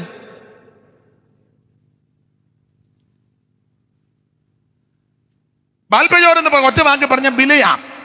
മെസപ്പൊത്തോമിയയിലെ പെഥോരിൽ നിന്ന് ബയോരിന്റെ മകനാകുന്ന ബിലയാം, അതാണ് ബാൽപയോർ. ഇവര് ബാൽപയോറിനോട് ചേർന്നു എന്ന് പറഞ്ഞാൽ ബിലയാമിന്റെ ഉപദേശത്തോട് ഇവര് ചേർന്നു. ബിലയാമിന്റെ ഉപദേശം. പുതിയ നിയമത്തിൽ ഇതിനെപ്പറ്റി 3 പദമാണ് കൊടുത്തിരിക്കുന്നത്. ബിലയാമിന്റെ വഞ്ചന, ബിലയാമിന്റെ വഴി, ബിലയാമിന്റെ ഉപദേശം. 3 പദമാണ് പുതിയ നിയമത്തിൽ കൊടുത്തിരിക്കുന്നത്. ഇസ്രായേൽ മക്കളെ യാത്ര ചെയ്ത് മോവാബ് സമഭൂമിയിൽ വന്ന് പ്രളയമടിച്ച് പരന്നു. ആ നാട്ടിലെ രാജാവാകുന്ന ബാരാക്ക് പേടിച്ചിട്ട് ഇവൻ ജനത്തോട് മിദ്യാന്യ മൂപ്പന്മാരോട് പറയാ, കാള വയലിലെ പുല്ല് നക്കിക്കളയുന്നത് പോലെ ഈ ജാതി നമ്മെ നക്കിക്കളയുമെന്ന്. ഇസ്രായേൽ മക്കളെ കണ്ടപ്പോൾ ഇവൻ പേടിച്ചു. പേടിക്കാനുള്ളതിൻ്റെ കാരണത്തിൽ ഒരു കാരണം, പലതുണ്ട്. ഒരു കാരണം, ഇവനിങ്ങനെ നോക്കിയപ്പോൾ നല്ല ഓർഡർ വന്നാ കിടക്കുന്നത്. ഇസ്രായേൽ നല്ല അടുക്കും ചിട്ടയിൽ കിടക്കുക. പേടിച്ചു പോയി. മറ്റേതിന് വലിയ ചിട്ടയെ അടുക്കുമൊന്നുമില്ല. ഇത് ഇങ്ങനെ പാർപ്പിടവും കൂടാരവും ഒക്കെ കണ്ടപ്പോൾ ഇവന് അങ്കവാള് വെട്ടിപ്പോയി. അതാ ബിലയാം പർവ്വതത്തിന്റെ മുകളിൽ കയറി താഴ്വരയിലോട്ട് നോക്കിയപ്പോൾ നല്ല ഓർഡറിൽ കിടന്നെച്ച് ബിലയാം പറഞ്ഞൊരു പദമുണ്ട്, യാക്കോബേ നിന്റെ കൂടാരങ്ങൾ, ഇസ്രായേലിൽ നിന്റെ നിവാസങ്ങൾ എത്ര മനോഹരമായി. 24:5 സംഖ്യാപുസ്തകം 24:5. യാക്കോബേ നിന്റെ കൂടാരങ്ങൾ, ഇസ്രായേലിലെ നിന്റെ നിവാസങ്ങൾ എത്ര മനോഹരം. അതാ അപ്പൊ നല്ല ഓർഡറിലാ കിടക്കുന്നത്. ലക്ഷക്കണക്കിന് ജനമുണ്ട്, പക്ഷെ നല്ല ഓർഡറിലാ, പോക്കും വരവുമല്ല. ഇവര് പാളയം അടിക്കുമ്പോൾ പാളയം നല്ല ഓർഡറിലാ പോകുന്നത്. 4 പാളയമാ. യഹൂദ പാളയം, രൂബേന്യ പാളയം, എബ്രഹീമി പാളയം, ദാൻ പാളയം. 4 പാളയം. ഒരു പാളയത്തിൽ 3 ഗോത്രം വെച്ച് 3 12. ഓരോ പാളയത്തിന് ഓരോ കൊടി, ഓരോ കൊടിക്ക് ഓരോ എമ്പളം. അപ്പോൾ ഇവരിങ്ങനെ പോകുമ്പോൾ കൊടിയും പാളയും ഒക്കെ കൃത്യം നോക്കി വേണം യാത്ര ചെയ്യാൻ. അതാണ് സംഖ്യാപുസ്തകം 1-ാം അധ്യായത്തിന്റെ 51-52 വാക്യം വായിച്ചേ. സംഖ്യാപുസ്തകം 1-ാം അധ്യായത്തിന്റെ 51-52. തിരുനിവാസം പുറപ്പെടുമ്പോൾ ആ. ലേവ്യർ അത് അഴിച്ചെടുക്കണം. അഴിച്ചെടുക്കണം. അടുത്തത്. തിരുനിവാസം അടിക്കുമ്പോൾ ആ. ലേവ്യർ അത് നിവർത്തേണം. അടുത്തത്. ഒരന്യൻ അടുത്തു വന്നാൽ ആ. മരണശിക്ഷ അനുഭവിക്കണം. ഇനി അടുത്ത അതിന്റെ 52-ാം വാക്യം വായിക്കാം. ഇസ്രായേൽ മക്കൾ ഇസ്രായേൽ മക്കൾ ഗണഗണമായി ഓരോരുത്തൻ താന്താന്റെ പാളയത്തിലും ഓരോരുത്തൻ താന്താന്റെ കൊടിക്കരികയും ഇങ്ങനെ കൂടാരം അങ്ങനെ കൂടാരം അടിച്ച് പാളയം അടിച്ചോണം. ഓരോരുത്തൻ താന്താന്റെ കൊടിക്കരികിലും താന്താന്റെ പാളയത്തിലും എന്ന് പറഞ്ഞാൽ ഉണർവ് കയറി വേറെ പാളയത്തിൽ ചെല്ലരുത്. നല്ല സുബോധം ഉണ്ടായിരിക്കണം. ആത്മാവിലാന്ന് പറഞ്ഞ് തുള്ളി അങ്ങോട്ട് പോവുകയും അവിടുന്ന് തുള്ളി ഇങ്ങോട്ട് വരികയും പിന്നെ ചിലയിടത്തൊക്കെ അങ്ങനെ സംഭവിക്കാറുണ്ട്. എഴുന്നേറ്റ് നിന്ന് ആരാധിക്കുമ്പോഴേ അങ്ങോട്ട് പിന്നെ പാസ്റ്റർമാരുടെ ഭാര്യമാരൊക്കെ അവരെ ഇങ്ങനെ അങ്ങോട്ട് പോകണം. അന്നേരം 2 എണ്ണം താണ്ട അതിലേ പോകുന്നു. ഓരോരുത്തൻ താന്താന്റെ പാളയത്തിലും താന്താന്റെ കൊടിക്കരികിലും പാളയം ഇറങ്ങണം. നല്ല ഓർഡറായിട്ട് വേണം പോകാൻ. വെട്ടുക്കിളിക്ക് രാജാവില്ലെങ്കിലും അത് അണിയണിയാട്ടോ നല്ല ഓർഡർ വേണം പോകാൻ. അപ്പൊ ഭാര്യക്ക് ഇതെല്ലാം കൂടെ കണ്ട് പേടിച്ചാരുണ്ടു. അപ്പൊ മൂപ്പന്മാരോട് പറയാ, കാള വയലിലെ പുല്ല് നക്കിക്കളയുന്നത് പോലെ ജാതി മുഴുവൻ നമ്മെ നക്കിക്കൊല്ലും. എന്തുവാ ചെയ്യുന്നത്? ഇവരെ ഒതുക്കണം. അപ്പൊ ചോദിച്ചു, ഒതുക്കാൻ തന്നെ? യുദ്ധം ചെയ്താലൊന്നും ഇവരോട് ജയിക്കാൻ ഒക്കത്തില്ലെന്ന് പറഞ്ഞു. യുദ്ധം ചെയ്താൽ ജയിക്കാൻ ഒക്കത്തില്ല. അതിനാ കാരണം, ഇസ്രായേലിനോട് യുദ്ധം ചെയ്യാൻ ജയിക്കത്തില്ല. കാരണം യോ 23-ാം അധ്യായത്തിന്റെ 22-ാം വാക്യം വായിച്ചേ. ദൈവം അവരെ മിസ്രൈമിൽ നിന്ന് കൊണ്ടുവന്നു. അടുത്തത്. കാട്ടുപോത്തിന് തുല്യമായ ബലം. കാട്ടുപോത്തിന് തുല്യമായ ബലമുണ്ട്. അതാ ജയിക്കാത്ത. ഇവരോട് യുദ്ധത്തിന് പോയാൽ നമ്മൾ ജയിക്കത്തില്ല. കാരണം കാട്ടുപോത്തിന് തുല്യമായ ബലമുണ്ട്. സ്തോത്രം, സ്തോത്രം. നല്ല കരുത്തന്മാരാ. അപ്പൊ കാട്ടുപോത്തിന് തുല്യ ബലം ഇവർക്കുണ്ട്. പക്ഷെ ഇവരെ പറ്റി സംഖ്യാപുസ്തകം 21-4 വായിക്കുന്ന ഇവര് ക്ഷീണിച്ചെന്നുവാ. 21-4 വായിച്ചേ. പിന്നെ അവർ ഏതോ ദേശത്തെ ചുറ്റിപ്പോകുവാൻ ഹോർ പർവ്വതത്തിങ്കൽ നിന്ന് ചെങ്കടവഴിയായിട്ട് യാത്ര പുറപ്പെട്ടു. വഴി നിമിത്തം ജനത്തിന്റെ മനസ്സ് ക്ഷീണിച്ചു. ജനം ദൈവത്തിന് മോശയ്ക്കും വിരോധമായിട്ട് സംസാരിച്ചു. മരുഭൂമിയിൽ ഭരിക്കേണ്ടതിന് നിങ്ങൾ ഞങ്ങളെ മിസ്രയീം ദേശത്ത് കൊണ്ടുവന്നത് എന്തിന്? ഇവിടെ അപ്പവുമില്ല വെള്ളവുമില്ല, സാരമില്ലാത്ത ആഹാരം ഞങ്ങൾക്ക് വെറുപ്പാണെന്ന. അപ്പൊ 21-4 വായിക്കുന്നത് ഇവര് ക്ഷീണിച്ചെന്ന. അങ്ങനല്ലേ? നിങ്ങൾ എന്തേലും പറ. പിന്നെ അവർ ഏതോ ദേശത്തെ ചുറ്റിപ്പോകുവാൻ ഹോർ പർവ്വതത്തിങ്കിൽ നിന്ന് ചെങ്കടൽ വഴിയായിട്ട് യാത്ര പുറപ്പെട്ടു. വഴി നിമിത്തം ജനത്തിന്റെ മനസ്സ് ക്ഷീണിച്ചു. മനസ്സ് ക്ഷീണിച്ചാൽ ശരീരവും ക്ഷീണിക്കും. മനസ്സ് ക്ഷീണിച്ചാൽ ശരീരവും ക്ഷീണിക്കും. അപ്പൊ 21-4 ക്ഷീണിച്ചെന്ന. പക്ഷെ 23-22 ഇവരെ പറ്റി പറയുന്നത് കാട്ടുപോത്തിന് തുല്യമായ ബലമുണ്ടെന്ന. 21 ക്ഷീണിച്ചവർ 23 ബലപ്പെട്ടു. ഇടയ്ക്ക് പുറകോട്ടിറങ്ങി പറയുക ബലപ്പെടാൻ കാരണം. 21 ഇവര് ക്ഷീണിച്ചു. ക്ഷീണിച്ചു കഴിഞ്ഞപ്പോൾ ആവശ്യമില്ലാത്ത വർത്തമാനമല്ല പറഞ്ഞു. ഓ, ഈ മന്ന ഞങ്ങൾക്ക് വെറുപ്പാണ്, സാരമല്ലാത്ത ആഹാരം. ഓ, മന്നയെ ഇവര് തിരസ്കരിച്ചു, ഇവര് അവഹേളിച്ചു. അത് ദൈവത്തിന് ഇഷ്ടപ്പെട്ടില്ല. മന്ന ക്രിസ്തുവിന് നിഴല, യേശു ക്രിസ്തുവിന് വചനത്തിന് നിഴല മന്ന. കാരണം മന്ന ഉയരത്തിൽ നിന്ന് വന്നതാ. മുകളിൽ നിന്ന് വന്ന ഒരുവനേ ഉള്ളൂ, യേശു ക്രിസ്തു മാത്രം. ആ മന്നയെ ഇവർ തിരസ്കരിച്ചു, അവഹേളിച്ചു. ദൈവത്തിന് ഇഷ്ടപ്പെട്ടില്ല. അപ്പൊ തമ്പുരാൻ എന്തോ ചെയ്തു? അഗ്നിസർപ്പത്തെ അയച്ചു. പാമ്പ് കയറി പാളയത്തിൽ മുഴുവൻ പാമ്പ് കയറി. അഗ്നിസർപ്പം വന്ന് ഇവനെ എല്ലാം കടിച്ചു. നിന്ദിച്ചവനെ എല്ലാം കടിച്ചു. ഈ സർപ്പം വന്ന IPC ആണോ ചർച്ച കോഡാന്നോ അസംബ്ലീസ് കോഡാന്നോ നോക്കിയിട്ടൊന്നുമല്ല കടിക്കുന്നത്. ഇവനെല്ലാം ബോർഡുമായിട്ടാണ് ഓടുന്നത്. പാമ്പ് കടിച്ചു. ആദ്യം കടി കിട്ടിയവനെല്ലാം പടപടാന്ന് മരിച്ചു. താമസിച്ച് കടി കിട്ടിയവൻ വേദന കൊണ്ട് ഓടി. ചിലർ കടി കിട്ടാതിരിക്കാൻ ഓടി, മുഴുവനെണ്ണവും ഓടി. പടപടാന്ന് ആൾക്കാർ പട്ടു പോവുക. മോശ ദൈവത്തോട് നല്ല വിളിച്ചു, ദൈവമേ ഇതെന്തുവാ? അപ്പം പിന്നെ തമ്പുരാൻ്റെ ഒരു കാര്യം പറഞ്ഞു. ഒരു പിച്ചള സർപ്പത്തെ ഉണ്ടാക്കി അങ്ങ് തൂക്ക്. അഗ്നി സർപ്പത്തിൻ്റെ കടിയേറ്റവനെല്ലാം പിച്ചള സർപ്പത്തെ നോക്കണം. യോഹന്നാൻ 3:14 വായിക്കുന്നത് യേശുക്രിസ്തുവിനെ കാണിക്കുന്നു. ആട്ടെ, ഇങ്ങനെ ഇവർ രക്ഷപ്പെട്ടെങ്കിൽ ഇതെല്ലാം ഓടി അങ്ങോട്ടും ഇങ്ങോട്ടും എല്ലാം ഓടി ചെതറിപ്പോയി. പ്രശ്നമായി, പാളയത്തിൽ പ്രശ്നമായി. ഇങ്ങനെ പ്രശ്നം വർദ്ധിച്ചു കഴിഞ്ഞപ്പോൾ പിന്നെ ഇവരെ ബേരിലോട്ട് കൊണ്ടുവന്നു. ബേരിൽ ആ 21-ാം അധ്യായത്തിന്റെ 16-ാമത്തെ വാക്യം വായിച്ചേ. 16.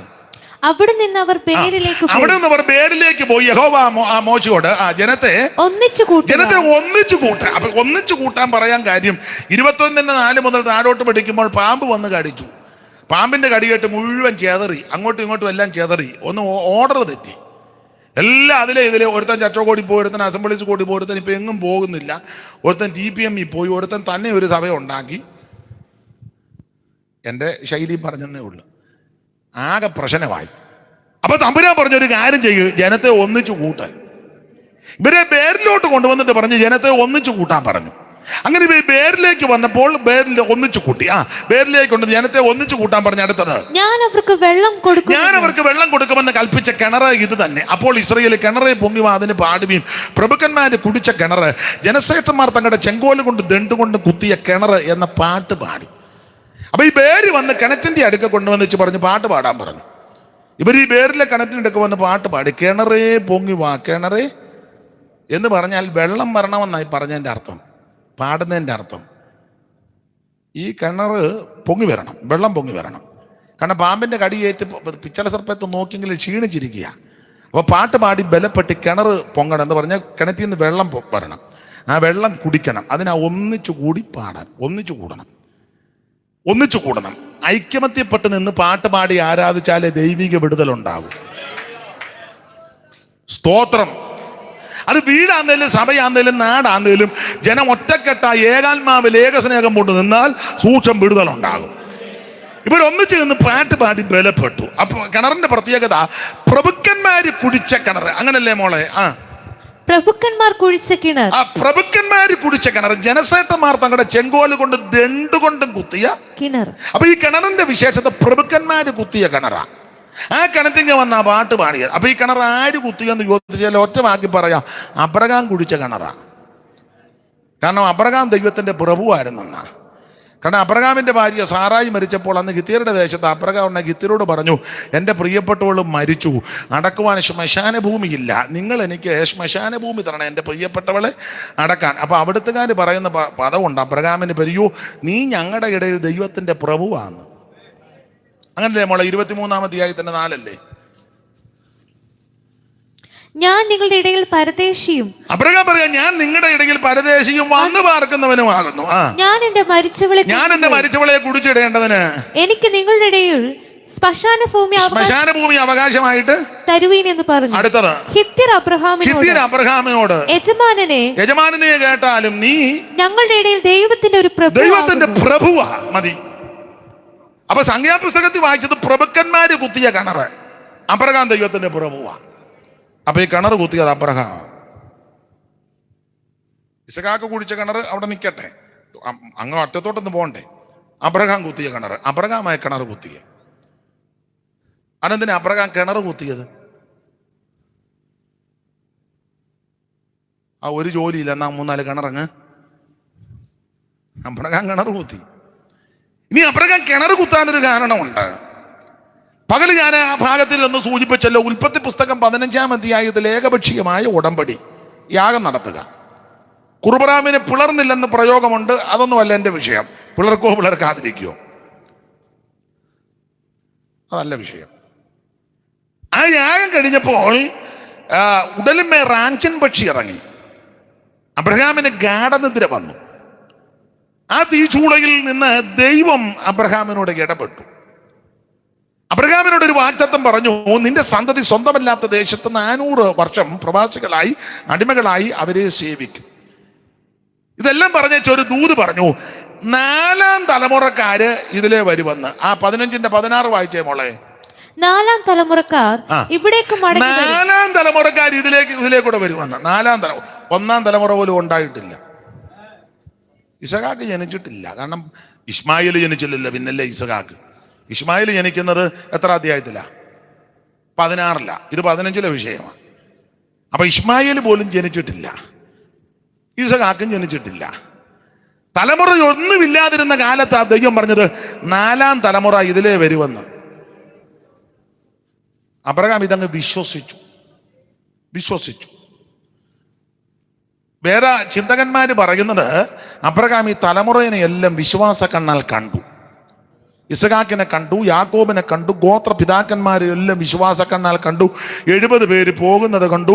6 ലക്ഷം പുരുഷന്മാരും സ്ത്രീകളും കുട്ടികളും തിരിച്ചു വരുന്നതും അബ്രഹാം വിശ്വാസ കണ്ണാ കണ്ടു. കണ്ടപ്പോൾ അബ്രഹാമിന് മനസ്സിലായി, എൻ്റെ സന്തതിയും സന്തതിയുടെ സന്താനങ്ങളല്ല മിസ്രയീം ദേശം വിട്ട് പുറപ്പെട്ട് വിടുതൽ പ്രാപിച്ച് ഇതിലേ കൂടെ വരും. അപ്പോൾ നടന്നും ക്ഷീണിച്ചും വരുമ്പോൾ കുടിക്കാൻ വെള്ളം വേണം. വിശ്വാസത്താ കിണർ കുത്തി. അതാ പ്രഭുക്കന്മാർ കുടിച്ച കിണർ.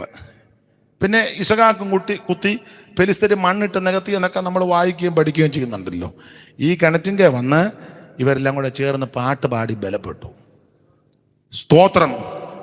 ഇവർ പാട്ട് പാടി ബലപ്പെട്ടപ്പോൾ കിണറ്റിൽ നിന്ന് വെള്ളം പൊങ്ങി വന്നു. ആ വെള്ളം ഇവർ കുടിച്ചു. ഇത് കുടിച്ചപ്പോൾ കാട്ടുപോത്തിന് തുല്യ ബലമുണ്ടായി. സ്തോത്രം. ആ ബലം ഇങ്ങോട്ട് ഏറ്റെടുത്ത് കഴിഞ്ഞപ്പോൾ ആ തിരിച്ചിങ്ങോട്ട് വന്ന അർണോൻ കടവും ഹെശ്ബോനും ഒക്കെ പിടിച്ചടക്കി സീഗോനെ ഓഗിനെയൊക്കെ തകർത്ത് ദേശമെല്ലാം പിടിച്ചെടുത്ത് യോർദാനും കടവ് പിടിച്ചു കയറി. സ്തോത്രം. ആദ്യം മര്യാദയ്ക്ക് വഴിയൊക്കെ ചോദിച്ചാൽ കൊടുക്കുകയെന്ന് പറഞ്ഞ് അടിച്ച് ഒരറ്റം മുതൽ തൂത്ത് കയറിഞ്ഞ് വന്നു. കാട്ടുപോത്തിന് തുല്യ ബലം. അങ്ങനെ ബലപ്പെട്ട ഇവരെ കണ്ടിട്ടാ ബാരാക്ക് പറഞ്ഞത്, യുദ്ധം ചെയ്താൽ ജയിക്കത്തില്ല, ഇവരോട് ജയിക്കാനൊക്കത്തില്ല. പിന്നെ എന്നാ പോംവഴി ഇത്രയേ ഉള്ളൂ. ഇവിടെ അവർ കമ്മിറ്റി കൂടി വെച്ച് പറഞ്ഞു, ഒരു പ്രവാചകനുണ്ട് പ്രാഗി കൊല്ലുന്നവനാ, അയാളെ വിളിക്കാന്ന് പറഞ്ഞു. ഉടനെ തന്നെ മെസപ്പൊട്ടോമിയയിലെ പദോറിൽ നിന്ന് ബയോറിൻ്റെ മകൻ അവൻ ബിലിയാമിനെ വിളിച്ചു. നിങ്ങൾക്കറിയാമല്ലോ ബിലിയാമിൻ്റെ ഡയലോഗുണ്ട്. ഈ ബാരാക്ക് ആൾക്കാരെ വിട്ടപ്പോൾ സമ്മാനമൊക്കെ ആയിട്ട് വിട്ടപ്പോൾ ഈ ബിലിയാം പറഞ്ഞു, ബാരാക്ക് എനിക്ക് ഗൃഹം നിറച്ച് വെള്ളിയും പൊന്നും ഒന്നും തന്നാലും എൻ്റെ ദൈവത്തിൻ്റെ കൽപ്പന വിട്ട് ഏറെയോ കുറയോ പറയാൻ എനിക്ക് ഒക്കത്തില്ലെന്ന്. ഈ ഡയലോഗ് കേട്ടാൽ നമ്മൾ ഓർക്കും പുള്ളിക്ക് വെള്ളിയോടും പൊന്നിനോടും വലിയ താല്പര്യമൊന്നും ഇല്ലാത്ത ആളാന്ന് തോന്നും. ചുമ്മാ പറഞ്ഞതാണ്. സംഖ്യാപുസ്തകം 22-ാം അധ്യായത്തിൽ ഇവൻ ഡയലോഗൊക്കെ നന്നായിട്ട് പറഞ്ഞു. എനിക്ക് വെള്ളിയോടും പൊന്നിനോടും വലിയ താല്പര്യമില്ല. പക്ഷേ ഇവൻ്റെ അകം നന്നായിട്ട് സ്കാൻ ചെയ്തു ദൈവം. സ്കാൻ ചെയ്തപ്പോൾ പുതിയ നിയമത്തിൻ്റെ 2 ഭാഗത്തെഴുതി കൂലി കൊതിച്ച വിലയാ. അകത്ത് മുഴുവൻ ദ്രവ്യാഗ്രഹത്തിൻ്റെ കൗശല ബുദ്ധിയാ. അങ്ങനെ ആണല്ലോ മിക്കവർക്ക്. എങ്ങനെയും പണം ഉണ്ടാക്കണം. ഈ വന്ന കാലത്ത് പണം വേണം. പണമില്ലാത്ത കാര്യങ്ങൾ നടക്കത്തില്ല. എല്ലാം പണം ആവശ്യമാണ്, അല്ലാതെ ഒരു കാര്യവും നടക്കത്തില്ല. കാലം അങ്ങനത്തെ, സാഹചര്യം അങ്ങനെ. പക്ഷേ സൂത്രത്തിലും തന്ത്രത്തിലും ഒപ്പിക്കരുത്. അതാ വിഷയം. ചതിച്ചും വഞ്ചിച്ചും ഒരുത്തനെ കുതികാല് വെട്ടിയും അവനെ തകർത്തും മുടിച്ചും നീ കാശുണ്ടാക്കിയാൽ ഒതകത്തില്ല. നിനക്ക് ഒതകുകയില്ല, സന്തതിക്ക് ഒതകുകയില്ല. ഈ ശാപം ഇങ്ങനെ കിടക്കും. അത് ഉപവസിച്ച് പ്രാർത്ഥിച്ചാലും മാറുകയില്ല. ശാപം അടിക്കുന്നവരും പൊട്ടിക്കുന്നവരും തകർക്കുന്നവരൊക്കെ ഉണ്ട്. അവരൊക്കെ വരും. അവർ വന്നേച്ച് പോകുന്നതല്ലാതെ ഇത് മാറത്തില്ല. പഴമക്കാർ പറയും പോലെ ഇരുമ്പോലൊക്കെ വിഴുങ്ങിയേച്ച് ചുക്ക് കഷായം കുടിച്ചാലൊന്നും പരിഹാരം ഉണ്ടാകത്തില്ല. അതുകൊണ്ട് എന്നെ കേൾക്കുന്ന പ്രിയപ്പെട്ടവരോട് ദൈവഭയത്തിൽ നിന്ന് പറയുക, ആരെയും ചതിച്ചും വഞ്ചിച്ചും തകർത്തും നശിപ്പിച്ചും ഒരു രൂപ പോലും നമ്മുടെ കൈ വരരുത്. കൈ വെടിപ്പായിരിക്കണം. സങ്കീർത്തനക്കാരൻ പറയുമ്പോൾ കൈ മലർത്തുമ്പം പ്രാഗൽഭ്യം ഉണ്ടായിരിക്കണം. വെടിപ്പുള്ള കൈയും നിർമ്മല ഹൃദയം. ഏതാ അങ്ങ് ചെല്ലുന്ന ആൾക്കാരാ. ചിലപ്പോൾ ആൾക്കാർ പറയും കഴിവില്ല. ചില പാസ്റ്റർമാരെ പറ്റിയൊക്കെ ചെല്ല് പറയാനുണ്ടോ, പുള്ളിക്ക് വലിയ കഴിവൊന്നും ഉള്ള ആളല്ല, അതിന് ഇത്രയും വർഷമായിട്ട് ഒരു മെച്ചമൊന്നും പുള്ളിക്ക് കളിപ്പിക്കാൻ ഒത്തിരി അറിയത്തില്ല. ആൾക്കാരെ കുപ്പിയിലിറക്കാൻ നിങ്ങൾ യോജിക്കുകയോ യോജിക്കാതിരിക്കുകയോ എൻ്റെ വിഷയമല്ല. പുള്ളി എത്രയോ വർഷമായിട്ട് വേല ചെയ്തിട്ടും പുള്ളിക്ക് ഒരു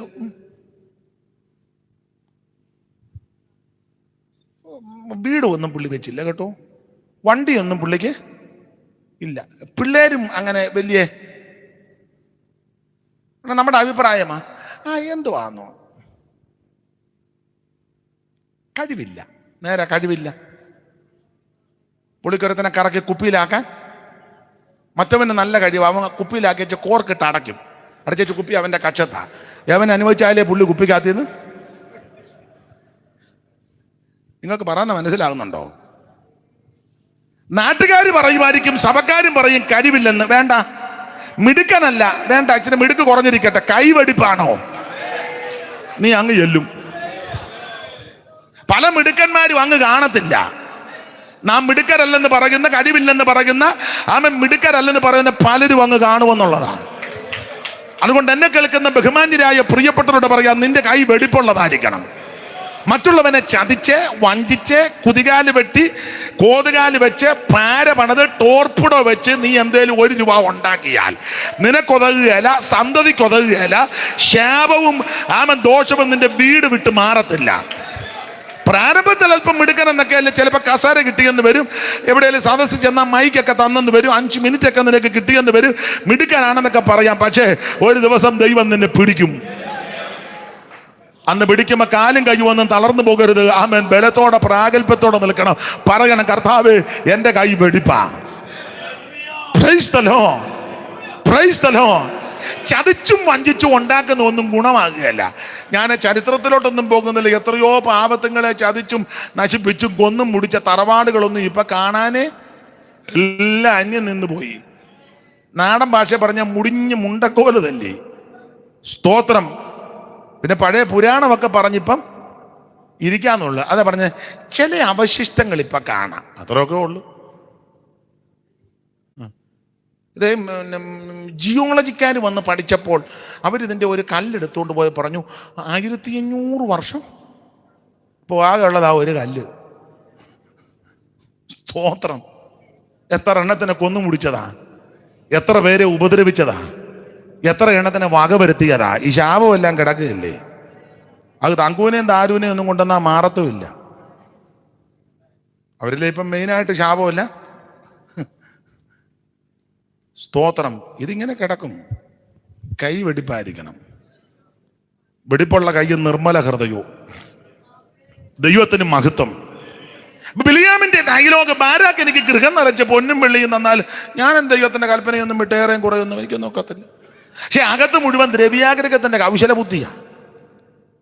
അതുകൊണ്ട് ഇവന് ഈ അനുഗ്രഹിക്കാൻ വന്നവനാ, ശപിക്കാൻ വന്നവനാ. പക്ഷെ ദൈവം വായിൽ അനുഗ്രഹത്തിന്റെ വചസ് കൊടുത്തു.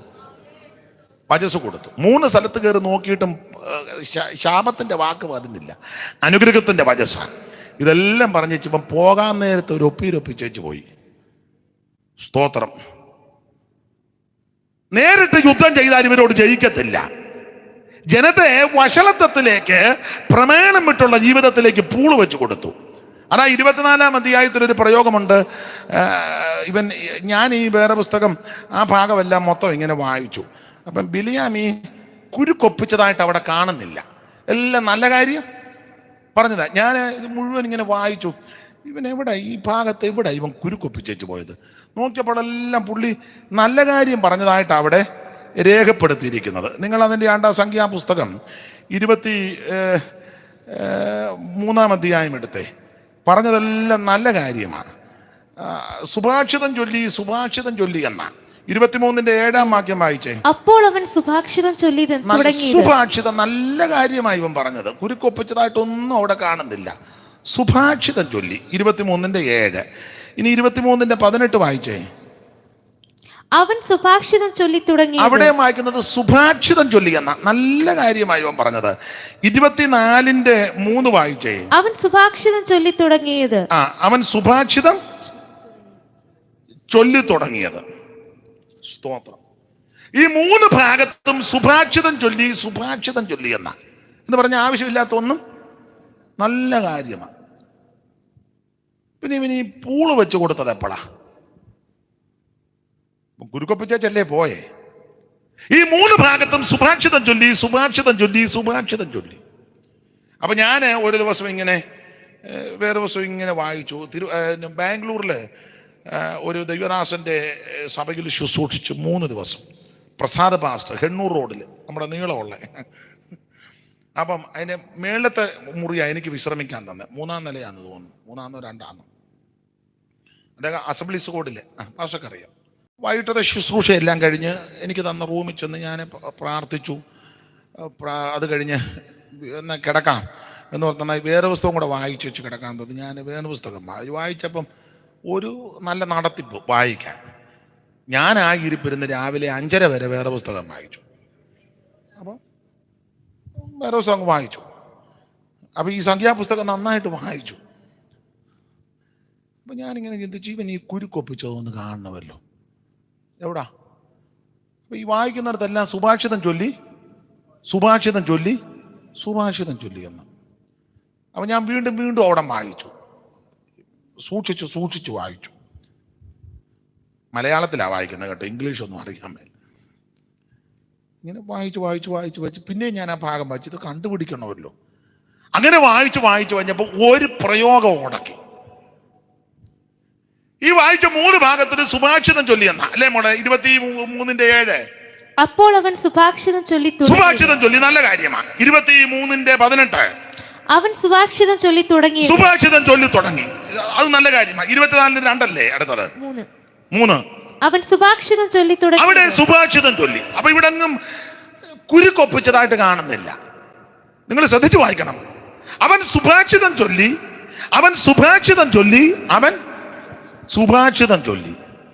അപ്പൊ ഞാൻ ഇങ്ങനെ വായിച്ചു വന്നപ്പോൾ ഒരു ചെറിയ ഉടക്ക് വന്നു. ഇതെല്ലാം നല്ല കാര്യമെല്ലാം പറഞ്ഞ് ഇയാൾ ഇവിടുന്ന് പോകാൻ നേരത്ത് ഒരു കുരുക്കൊപ്പിച്ച് വെച്ച് പോയി. അതാ 24-ാം അധ്യായത്തിന്റെ 23 നന്നായിട്ട് വായിക്കണം. പിന്നെ അവൻ ഈ സുഭാഷിതം ചൊല്ലിയത്. അങ്ങനെ വായിച്ച ഒക്കത്തില്ല, തെറ്റിയിട്ടില്ല. എങ്കിലും മനസ്സിരുത്തി ശ്രദ്ധിച്ചൊന്ന് വായിച്ച, തെറ്റിയിട്ടില്ല. പിന്നെ അവൻ ഈ സുഭാഷിതം ചൊല്ലിയത്. എന്നാലും തെറ്റിയില്ലെങ്കിലും നന്നായിട്ടൊന്ന് വായിച്ചേ. പിന്നെ അവൻ ഈ സുഭാഷിതം ചൊല്ലിയത്. കുഴപ്പമില്ല, എന്നാലും പിന്നെ അവൻ ഈ സുഭാഷിതം ചൊല്ലി. ഇങ്ങനെ വായിക്കണം. പിന്നെ അവൻ ഈ സുഭാഷിതവും കൂടെ ചൊല്ലി. മറ്റു 3 ഭാഗത്ത് സുഭാഷിതം ചൊല്ലി. നല്ല കാര്യങ്ങൾ പറഞ്ഞു പോകുന്ന പോക്കിന് ഈ സുഭാഷിതവും കൂടെ ചൊല്ലി. അറ്റകൈക്ക് ഇതോടെ അങ്ങ് ഇരുന്നോട്ടെന്ന് പറഞ്ഞു. അതാ കുരുക്കൊപ്പിച്ചു പോയി. അതാണ് ബിലിയാമിന്റെ ഉപദേശം, ബിലിയാമിന്റെ വഞ്ചന, ബിലിയാമിന്റെ വഴി. തെള്ളിയിടാനുള്ള കാരണത്തിൽ ഒരു കാരണമായി പറഞ്ഞു വരുന്നത്. നമുക്കിത് ദൃഷ്ടാന്തമായി സംഭവിച്ചല്ലോ. ഇവരെ തെള്ളിയിട്ടത്. ആ തെള്ളിയിടാനുള്ള കാരണത്തിൽ ഒരു കാരണമാ ബാൽപയോറിനോട് ചേർന്ന്. ബാൽപയോർ എന്ന് പറഞ്ഞാൽ ബിലിയാമിനോട് ചേർന്ന് ബിലിയാമിന്റെ ഉപദേശം. അതായത് ഉപദേശം ബിലിയാമിന്റെ വഴിയും ബിലിയാമിന്റെ വഞ്ചന. ബിലിയാമിന്റെ വഴി ഞാൻ കഴിഞ്ഞ ദിവസവും പ്രസംഗിച്ചപ്പോൾ എവിടെയോ പറഞ്ഞു. ബിലിയാമിന്റെ വഴി ഇതാ, ആരെ കമത്തി അടിച്ചാലും 10 കാശുണ്ടാക്കണം. അതാ ബിലിയാമിന്റെ വഴി. എങ്ങനെ പോയാലും ദീപസ്തംഭം മഹാചര്യം നമുക്കും കിട്ടണം, പണം. സ്തോത്രം. മറ്റുള്ളവനെ ചതിച്ച് നീ ഒന്നും ഉണ്ടാക്കരുത്.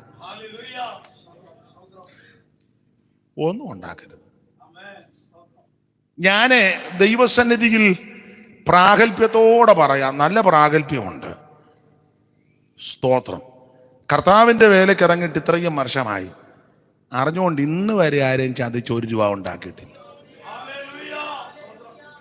എനിക്കിപ്പോഴും സങ്കടം മറ്റുള്ളവർക്ക് കൊടുക്കാൻ പറ്റുന്നില്ലല്ലോ എന്നാ. ഞാൻ ഇപ്പോഴും തെറ്റിദ്ധരിക്കരുത്, വാടകയ്ക്കാ താമസിക്കുന്നത്. കഴിഞ്ഞ ദിവസം എന്നോട് ഒരാൾ ചോദിച്ചു, വീട് വെച്ചില്ലയോ? ഞാൻ പറഞ്ഞു സങ്കടമൊന്നുമില്ല, ഞാൻ ദൈവകൃപയെ വന്ന് ശുശ്രൂഷിച്ചു. അനേക ദൈവമക്കൾ എന്നെ ബഹുമാനിച്ച് ആദരിച്ചു, സ്വദേശത്തും വിദേശത്തുമുള്ളവർ. കഴിഞ്ഞ ദിവസവും വാടകയ്ക്ക് താമസത്തിടത്ത് നിന്ന് മാറാൻ പറഞ്ഞു, അവിടെ നിന്ന് മാറി. ഒത്തിരി ചരിത്രങ്ങളുണ്ടെന്നൊന്നും ഇപ്പം പറയുന്നില്ല. അപ്പം എന്നോടൊരാൾ ചോദിച്ചു, ബുദ്ധിമുട്ടൊന്നുമില്ല? ഞാൻ പറഞ്ഞു എനിക്കിപ്പോഴും സന്തോഷമാണ്, ഒരു ബുദ്ധിമുട്ടുമില്ല, ദൈവത്തിന് മഹത്വം. ഞാൻ പറഞ്ഞു, എടാ, എൻ്റെ കയ്യിൽ ലഭിച്ച പണം എല്ലാം കൂടെ തിട്ടപ്പെടുത്തി വെക്കുകയായിരുന്നെങ്കിൽ ഇതുപോലൊരു 5 വീട് പണിയായിരുന്നു. 1 അല്ല 5 എണ്ണം പണിയായിരുന്നു. ദൈവസേന ഈ പ്രാഗൽഭ്യത്തോടാ പറയുന്നത്. 5 എണ്ണം.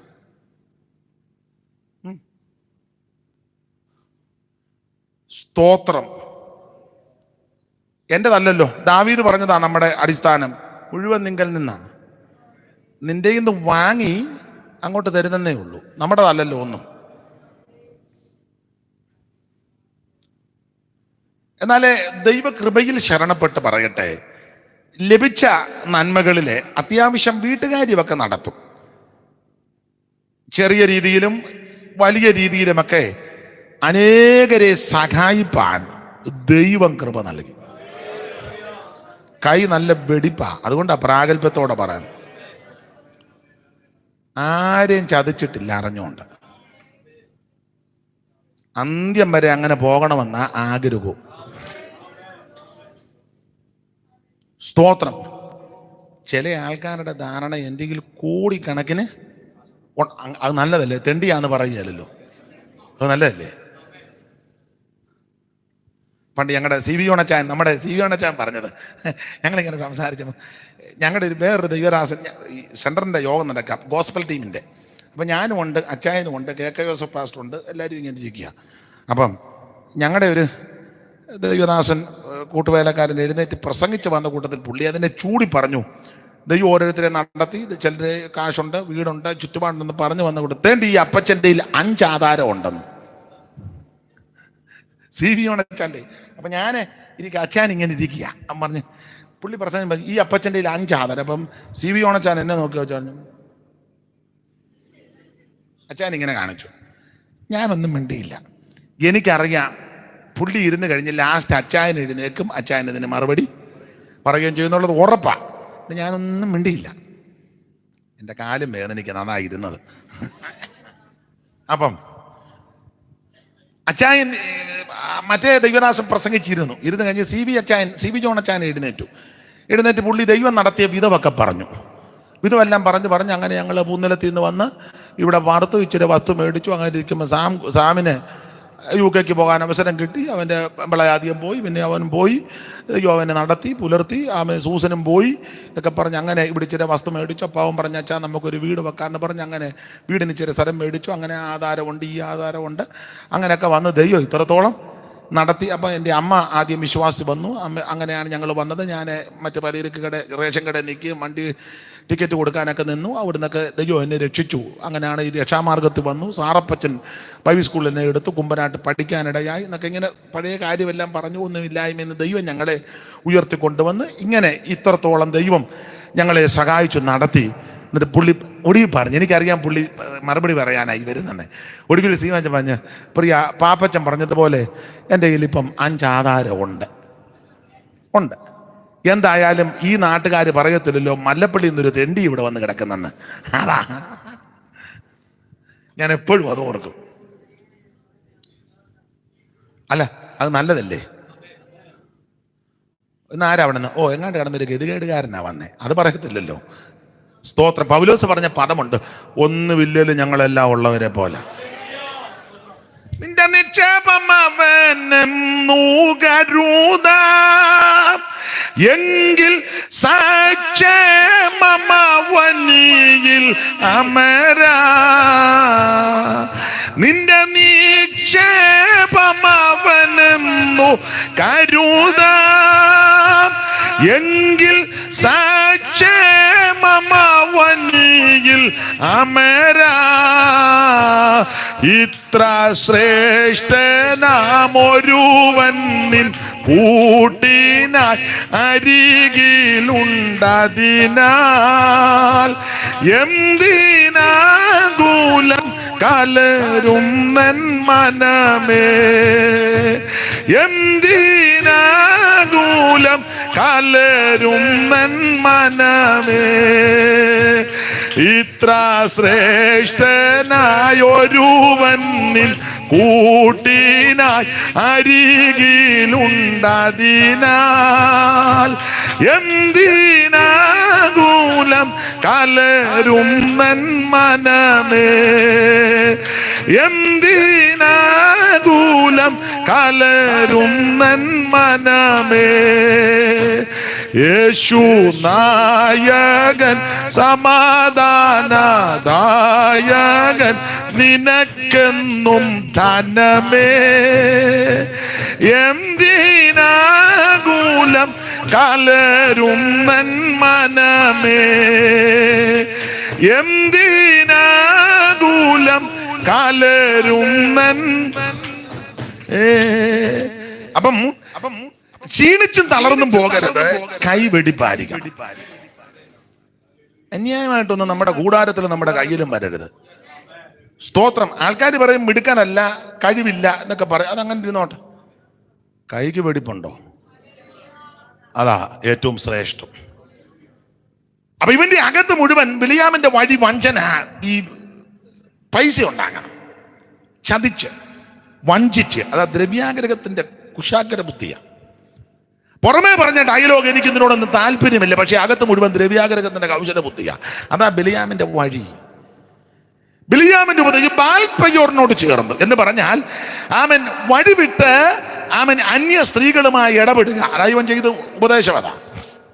ഇത് പറഞ്ഞ പുള്ളി അങ്ങ് പോയി. ബാൽപെയോറിനോട് ചേർന്നു എന്ന് പറഞ്ഞാൽ അന്യജാതിയിൽ നിന്ന് വിവാഹം കഴിക്കുന്നത് കൊണ്ട് കുഴപ്പമില്ല. അതാ കൊടുത്ത ഉപദേശം. പണ്ടൊക്കെ പെന്തിക്കോസുകാർ കല്യാണം ആലോചിക്കുമ്പോൾ വളരെ സൂക്ഷിച്ച് ശ്രദ്ധിച്ചും ആ കല്യാണം ആലോചിക്കുന്നത്. ഇടനിലക്കാരോ ബ്രോക്കറോ ചിലടത്ത് പാസ്റ്റർമാരായിരിക്കാം, പരിചയമുള്ളത് കൊണ്ട് ചിലപ്പോൾ ഓർപ്പിച്ചു കൊടുക്കും. അപ്പോൾ ഒരു ചെറുക്കൻ്റെ കാര്യം പറഞ്ഞാൽ ഉടനെ ഉറപ്പിക്കുകയില്ല. അവർ ചോദിക്കും, അവൻ രക്ഷിക്കപ്പെട്ടതാണോ എന്ന് ചോദിക്കും. പണ്ടൊക്കെ അങ്ങനെ ചോദിക്കുന്നത്, അവൻ രക്ഷാനിർണയം പ്രാപിച്ചു. അപ്പോൾ ഇടനിലക്കാരെ പിന്നെ പഴയ ആളാ, AD മോസസിന്റെ കാലത്ത് അവരെല്ലാവരും രക്ഷിക്കപ്പെട്ടത്. പിന്നെ പഴയ ആൾക്കാർ ഉടനെ ഉറപ്പിക്കത്തില്ല. അടുത്തത്, അവൻ സ്നാനപ്പെട്ടതാണ്. അയ്യോ, അവൻ്റെ സ്നാനമോ? കല്ലടയാറ്റില്ല അവനെ മുക്കിയത്. ആ പാലത്തിലെല്ലാം ഞാൻ കിടക്കുകയായിരുന്നു അവൻ്റെ സ്നാനം കാണാൻ. ഭയങ്കര സ്നാനമാണ്. ദേശവിളകി. എന്നാലും ഉറപ്പിക്കത്തില്ല. അടുത്ത ചോദ്യമാ, അവൻ അഭിഷേകം പ്രാപിച്ചാന്ന്. അയ്യോ, അവൻ്റെ അടുത്ത് പോലും ഇരിക്കാൻ അവനൊരു പാ തന്നെ കൊടുത്തേക്കുക. അതുപോലെ അഭിഷേകമാണ്. എന്നാലും ഉറപ്പിക്കത്തില്ല. അടുത്ത ചോദ്യം ചോദിക്കും, അവൻ സഭായോഗത്തിന് വരുമോ? കാരണം ചിലർ അഭിഷേകം പ്രാപിച്ചാൽ അവിടെ തന്നെ ഇരിക്കുക, അങ്ങോട്ട് പോരുകയല്ല. അതിനാ പണ്ട് ചോദിക്കും, അവൻ സഭായോഗത്തിന് വരുമോ?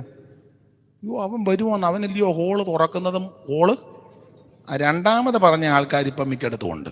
ഏതാ?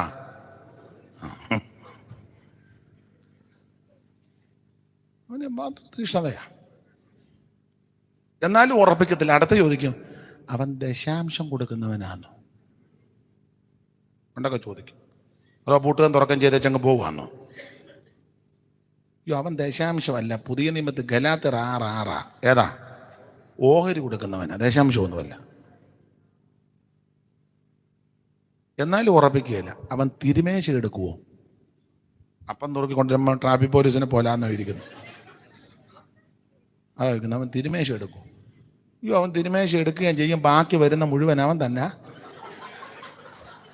അവനെ ഇച്ചിരിയെ കൊണ്ട് കൊടുക്കുള്ളൂ വിശ്വാസിക്ക്. എന്നിട്ട് ഇവൻ തന്നെ ഇത് ബാക്കി.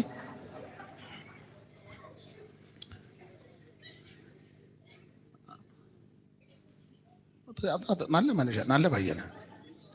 ആട്ടെ, അങ്ങനെയാണെങ്കിൽ നമുക്കൊന്ന് ആലോചിക്കാമെന്ന പണ്ടുള്ള വിശ്വാസികൾ പറയുന്നത്. വിവാഹം വരുമ്പോഴേ രക്ഷിക്കപ്പെട്ടതാണോ, സ്നാനപ്പെട്ടതാണോ, ആത്മസ്നാനം പ്രാപിച്ചോ, തിരുമേശ എടുക്കുമോ, ദശാംശം കൊടുക്കുമോ, ആരാധനയ്ക്ക് വരുമോ, ഇതെല്ലാം ഏറെക്കുറെ ഒക്കുന്നെങ്കിലേ അന്നൊക്കെ. ഇപ്പോഴോ? ഇപ്പൊ നേരെ തിരിച്ചാ. ഞാൻ എപ്പോഴും പറയാനതാ. ഇപ്പത്തെ എങ്ങനുണ്ട് ചെറുക്കൻ? യോ, അവൻ നല്ല ഒരു 6 അടി പൊക്കം കാണും. പിന്നെ നെഞ്ചു വിരിപ്പും ഇരട്ടച്ചൻ കാണാ നാട്ടുകാർ. മിടുക്കനാ. നിന്നാലൊന്ന് എങ്ങനുണ്ട് അവൻ്റെ ചുറ്റുപാട്? അയ്യോ, ഷർട്ട് ഊരിയാ ചുറ്റും പാടാ. കാരണം അവനെ നാട്ടുകാർ തല്ലി. ചുറ്റുപാടാ, നല്ല ചുറ്റുപാടാ. അവൻ്റെ ചുറ്റുപാടിനെ പറ്റി ഒത്തിരി സംസാരങ്ങൾ നാട്ടിലുണ്ട്. അവനെ അത്ര ഗുണപ്പെട്ടതല്ലെന്നാ കേൾക്കുന്നത്. അത് കുഴപ്പമില്ല, അവൾ ചെല്ലുമ്പോൾ അവൻ ശരിയായിക്കോളും. എങ്ങനെ ശരിയാകാനാ? ഒന്നും ശരിയാകാൻ പോകുന്നില്ല. അതിൻ്റെതല്ലേ മുഴുവൻ കടന്ന പ്രശ്നമല്ലേ അല്ലേ? മാനസാന്തരപ്പെട്ടതല്ലല്ലോ മിക്കതും. അല്ല, മാനസാന്തരപ്പെട്ടവന് ക്ഷമിക്കാൻ മനസ്സ് വരും. മിക്കത് യേശുവിനെ രക്ഷിതാവായി സ്വീകരിച്ചവരല്ല. അനുതാപത്തിന്റെ ഹൃദയത്തോടെ യേശുക്രിസ്തുവിനെ രക്ഷിതാവായി സ്വീകരിച്ച ഒരു പെൺകുട്ടിയാണെങ്കിലും പുരുഷനാണെങ്കിലും അവൻ ക്ഷമിക്കും, പൊറുക്കും, സഹിക്കും, അതെല്ലാം വഹിക്കും. ഇത് മാനസാന്തരപ്പെടുകയും രൂപാന്തരപ്പെടുകയും ഒന്നും ചെയ്യാതായി മാർഗത്തിൽ വന്നത്. അതുകൊണ്ടായി ക്ഷമിക്കാനും സഹിക്കാനും ഒന്നും ഒരു മനസ്സ് ഇല്ല. പ്രശ്നങ്ങളല്ലേ? സ്തോത്രം. മുഴുവൻ എത്ര ഡൈവോഴ്സ് കേസാ? പെന്തിക്കോസ്തുകാരുടെ ഇടയിലും ധാരാളം വർദ്ധിച്ചു വരിക. സ്തോത്രം. ഞാൻ ആ ഭാഗത്തേക്കൊന്നും പോകുന്നില്ല. രക്ഷിക്കപ്പെട്ട് സ്നാനപ്പെട്ട ആത്മസ്നാനം പ്രാപിച്ചൊരു ദൈവ പൈതൽ ഈ വിധ അനുഭവങ്ങളില്ലാത്ത വ്യക്തിയുമായി ബന്ധത പാടില്ല. ബിലിയാമിന്റെ ഉപദേശത്തോട് ചേരരുത്. ഇവര് ബാൽപയോറിനോട് ചേർന്ന് പ്രേതങ്ങൾക്കുള്ള ബലികളെ തിന്നു. ദൈവത്തിന് സ്തോത്രം. ഇത് തെറ്റാണ്. ഒരു വാക്യം കൂടെ വായിച്ച് തെള്ളിയിടാനുള്ള രണ്ടാമത്തെ കാര്യം. ഒന്നാമത്തെ കാര്യമാണ് ബാൽപയോറിനോട് ചേർന്നു. അതിലെ ചിന്താവിഷയം ഏതാ? രക്ഷിക്കപ്പെട്ട് സ്നാനപ്പെട്ട് ആത്മസ്നാനം പ്രാപിച്ച് തിരുമേശി എടുക്കുന്നൊരു ദൈവ പൈതൽ ഈ വിധ അനുഭവത്തിലില്ലാത്ത വ്യക്തിയുമായി ബന്ധത പാടില്ല. കൂടിയാൽ തെള്ളിയിടും. കൂടിയൊരു പുള്ളിയെ പറ്റി നിങ്ങൾക്കറിയാമല്ലോ. യഹോശാബാത്തിന്റെ മകൻ യഹോരാമിനെ കൊണ്ട് ആഹാബിന്റെ മോൾ അവല്യായെ കെട്ടിച്ചു. കല്യാണം കാശ് നോക്കി കല്യാണം നടത്തിയതാ. ഒടുവിൽ സംഭവത്തിൽ ചെറുക്കന്റെ കുടലിന് ക്യാൻസർ ഉണ്ടായി. ഉദരം പൊട്ടി കുടൽ വെളിയിൽ ചാടി ചെറുക്കൻ അങ്ങ് ചത്തു. ആവശ്യമില്ലാത്ത ബന്ധതയ്ക്ക് പോകുക. മാത്രമല്ല തർശീഷിലേക്ക് ഓടാൻ കപ്പലുണ്ടാക്കി. ഓബീരിൽ ഗോൾഡിന്റെ ബിസിനസ്. ആ കപ്പൽ പപ്പടം പൊടിക്കും പോലെ തമ്പുരാൻ പൊടിച്ചു കളഞ്ഞു. അവൻ കിഴക്കൻ കാറ്റ് കൊണ്ട് തർശീഷ് കപ്പലുകളെ ഓടച്ചു. ആവശ്യമില്ലാത്ത ബന്ധത ഒന്നും പാടില്ലെന്ന അർത്ഥം. രണ്ട്, ഇവരെ തെള്ളിയിടാനുള്ള രണ്ടാമത്തെ കാര്യം ആ 106 സങ്കീർത്തനത്തിന്റെ 24 വാക്യം വായിച്ചേ. സങ്കീർത്തനം 106:24. അവർ മനോഹര ദേശത്തെ നിരസിച്ചു. രണ്ട്, തെള്ളിയിടാനുള്ള രണ്ടാമത്തെ കാര്യം ഇവർ മനോഹര ദേശത്തെ നിരസിച്ചു. ദൈവത്തിന് സ്തോത്രം. ദൈവം തമ്പുരാൻ തന്റെ ജനത്തെ പുറപ്പെടുവിച്ച് കൊണ്ടുവന്നത് മനോഹര ദേശത്തേക്ക് പോകാനാ. ഏതാ മനോഹര ദേശം? കനാൻ ദേശം. ആ ദേശത്തേക്കാണ് ഇവരെ കൊണ്ടുപോകുന്നത്. പക്ഷെ ഇവര് ഇറങ്ങി കുറച്ച് നാൾ കഴിഞ്ഞപ്പോൾ ആ ദേശത്തെ ഇവർ നിരസിച്ചു. എല്ലാം കൊണ്ട് സുന്ദര സുരബലമായ നല്ല ദേശമായിരുന്നു കനാൻ ദേശം. കനാൻ ദേശത്തെ പറയുന്നത് ഏറ്റവും ശ്രേഷ്ഠമേറിയ ദേശം. പുറപ്പാട് പുസ്തകം 3-ാം അധ്യായത്തിന്റെ 7-ാമത്തെ വാക്യവും 106 സങ്കീർത്തനം 24-ാം വാക്യവും ആവർത്തന പുസ്തകം 10-ാം അധ്യായത്തിന്റെ 11-ഉം 12-ഉം 11-ന്റെ 13-ഉം 8-ാം അധ്യായത്തിന്റെ 7-ാം വാക്യമൊക്കെ ചേർത്ത് പിടിക്കുമ്പോൾ ഇതുപോലെ സുന്ദര സുരബലമായ ഒരു ദേശം വേറെ ഇല്ലായിരുന്നു. അതാ മനോഹര ദേശം. എന്താ ദേശത്തിന്റെ പ്രത്യേകത? ആവർത്തന പുസ്തകം 8-ാം അധ്യായത്തിന്റെ 7 മുതൽ താഴോട്ടുള്ള തിരുവെടുത്തൊന്ന് വായിച്ചാട്ടെ. ആവർത്തന 8-ന്റെ 7 മുതൽ. നിന്റെ ദൈവമായ യഹോവ നല്ലൊരു ദേശം. അയ്യോ ഇസ്രായേലേ, നിന്റെ ദൈവമായ യഹോവ നല്ലൊരു ദേശത്തേക്കല്ലോ നിന്നെ കൊണ്ടുപോകുന്നത്. അത് താഴ്വരയ്ക്കും മലയ്ക്കും പുറപ്പെടുന്ന നീരൊഴുക്കുള്ള ഉറവകളും തടാകങ്ങളും ഉള്ള ദേശം, കോതമ്പ് യവവും മുന്തിരിയും അത്തിവൃക്ഷവും മാതളമുള്ള ദേശം, ഒലിവൃക്ഷവും തേനുമുള്ള ദേശം, സുഭിക്ഷമായിട്ട് ഉപജീവനം കഴിക്കാവുന്നതും ഒന്നിനും കുറവില്ലാത്തതുമായ ദേശം, കല്ല് ഇരുമ്പായിരിക്കുന്നതും മലകളിൽ നിന്ന് താമ്രം വെട്ടിക്കെടുക്കുന്നതുമായ ദേശം. നീ ഭക്ഷിച്ച് തൃപ്തി പ്രാപിക്കുമ്പോൾ നിന്റെ ദൈവമായ യഹോവ നിനക്ക് തന്നിരിക്കുന്ന നല്ല ദേശത്തെക്കുറിച്ച് നീ അവന് സ്തോത്രം ചെയ്യണം. ഈ ദേശം നല്ല ദേശമാണ്, സുന്ദര ദേശമാ. അളവു നൂലെനിക്ക് മനോഹര ദേശത്ത് വീണിരിക്കുന്നുണ്ടാ. നിന്നെ ദൈവം രക്ഷിച്ചതും വിടിവിച്ചതും പുറപ്പെടുവിച്ചത് നല്ല ദേശത്തേക്ക് കൊണ്ടുപോകാനാ. ആ ദേശത്തെ നിരസിക്കരുത്. ഇവിടെ ആവർത്തന പുസ്തകം 8-7 പറഞ്ഞു, അയ്യോ ഇസ്രായേലേ, നിന്റെ ദൈവമായ യഹോവ നിന്നെ നല്ലൊരു ദേശത്തേക്കല്ലോ കൊണ്ടുപോകുന്നത്. നല്ല ദേശത്തേക്കാ കൊണ്ടുപോകുന്നത്. കോതമ്പ് യവം മുന്തിരി അത്തി മാതള ഒലിവ് തേൻ, സ്തോത്രം, 7 കൂട്ടം സാധനമുള്ള സുന്ദര സുരബലമായ ദേശം. ഈ നല്ല ദേശത്തേക്കാ ദൈവം നമ്മളെ കൊണ്ടുപോകുന്നത്. Price the Lord. പാപത്തിന്റെ അധീനതയിൽ നിന്ന്, പിശാചിന്റെ പിടിയിൽ നിന്ന്, നാശകന്റെ കയ്യിൽ നിന്ന് ദൈവം നമ്മെ രക്ഷിച്ച് കാൽവറിയിൽ ഒരുവൻ നമുക്ക് വേണ്ടി ജീവനെ തന്ന് അവിടുത്തെ വിലയേറിയ തങ്കം നമുക്ക് വേണ്ടി ചീന്തി അവിടുത്തെ തിരുശരീരം നമുക്ക് വേണ്ടി തകർക്കപ്പെട്ട് എബ്രായ ലേഖനത്തിൽ വായിക്കുന്നത് ഒരു പുത്തൻ വഴി നമുക്ക് വേണ്ടി തുറന്നു. സഹോദരന്മാരെ, യേശു തന്റെ ദേഹമെന്ന തിരശ്ശീലിൽ കൂടെ നമുക്ക് പ്രതിഷ്ഠിച്ച ജീവനുള്ള പുതുവഴിയായി തന്റെ രക്തത്താൽ വിശുദ്ധ മന്ദിരത്തെങ്കിലേക്കുള്ള പ്രവേശനത്തിന് ധൈര്യവും ദൈവാലയത്തിന്മേൽ ഒരു മഹാപുരോഗതിന് നമുക്കുള്ളത് കൊണ്ട് നാം ദുർമനസാക്ഷി നീങ്ങുമാറ ഹൃദയങ്ങളിൽ തളിക്കപ്പെട്ടവരും ശുദ്ധവെള്ളത്താൽ ശരീരം കഴുകപ്പെട്ടവരുമായി വിശ്വാസത്തിന്റെ പൂർണ്ണത ചെയ്യുമ്പോൾ പരമാർത്ഥ ഹൃദയത്തോടെ അടുത്തുവാ. കാരണം നിന്നെ നല്ലൊരു ദേശത്തേക്കാ ദൈവം കൊണ്ടുപോകുന്നത്. ഏറ്റവും ശ്രേഷ്ഠമേറിയ ദേശം. ആ ദേശത്തെ നിരസിക്കരുത്. ഇതിനെപ്പറ്റി നാളെ പകല് ബാക്കി ചിന്തിക്കാം.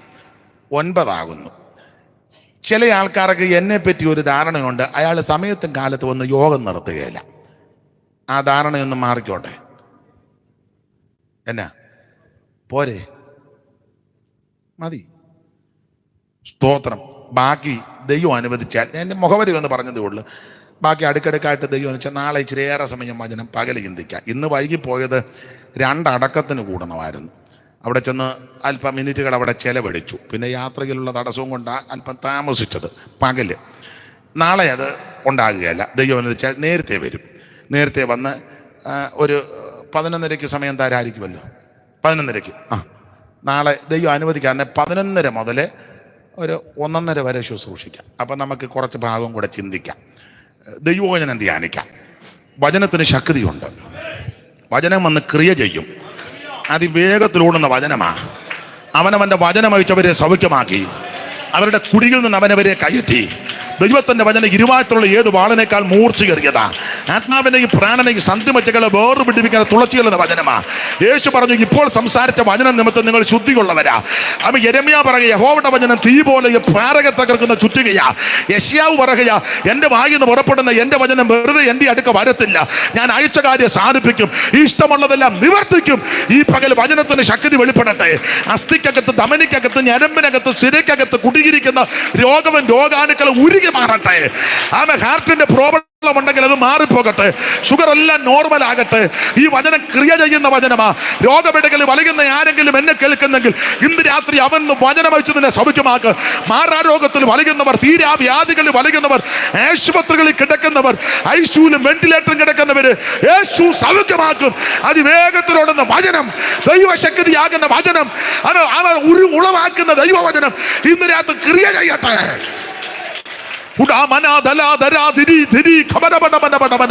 യേശുവിന്റെ നാമത്തിൽ നിരാശയോടെ, ഭാരത്തോടെ, മനോവേദനയോടെ ആരെങ്കിലും കേൾക്കുന്നെങ്കിൽ ഇന്ന് രാത്രി ദൈവം നിന്നെ വിടുവിക്കുന്ന രാത്രിയാകട്ടെ. രട്ടടിച്ച് സന്തോഷത്തെ ഉടിപ്പിക്കുന്ന, വിലാപത്തെ നൃത്തമാക്കി തീർക്കുന്ന ദൈവത്തിന്റെ വചനത്തിന്റെ ശക്തി ഇന്ന് രാത്രി മൺകൂടാരങ്ങൾ വെളിപ്പെടട്ടെ. താമര കഥകളെ തകർത്ത് ഇരുപോടാമ്പലുകളെ ഖണ്ഡിക്കുന്ന ദൈവശക്തി ഇന്ന് രാത്രി വെളിപ്പെടട്ടെ. വചനത്തിന്റെ ശക്തി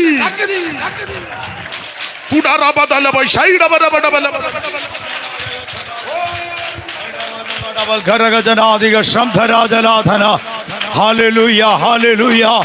Gudabarabana Shantarajagal Karadana, Rigalagajanagadal Karadana, Aidarajana Divana Prosham Dhanadi Araba, Hamdal Kamanagadaganadi Shamdere, Gudabana Vaidava Nagadaga, Jaganadigal Karadana, Karamadicha, Atma Vila Rabika,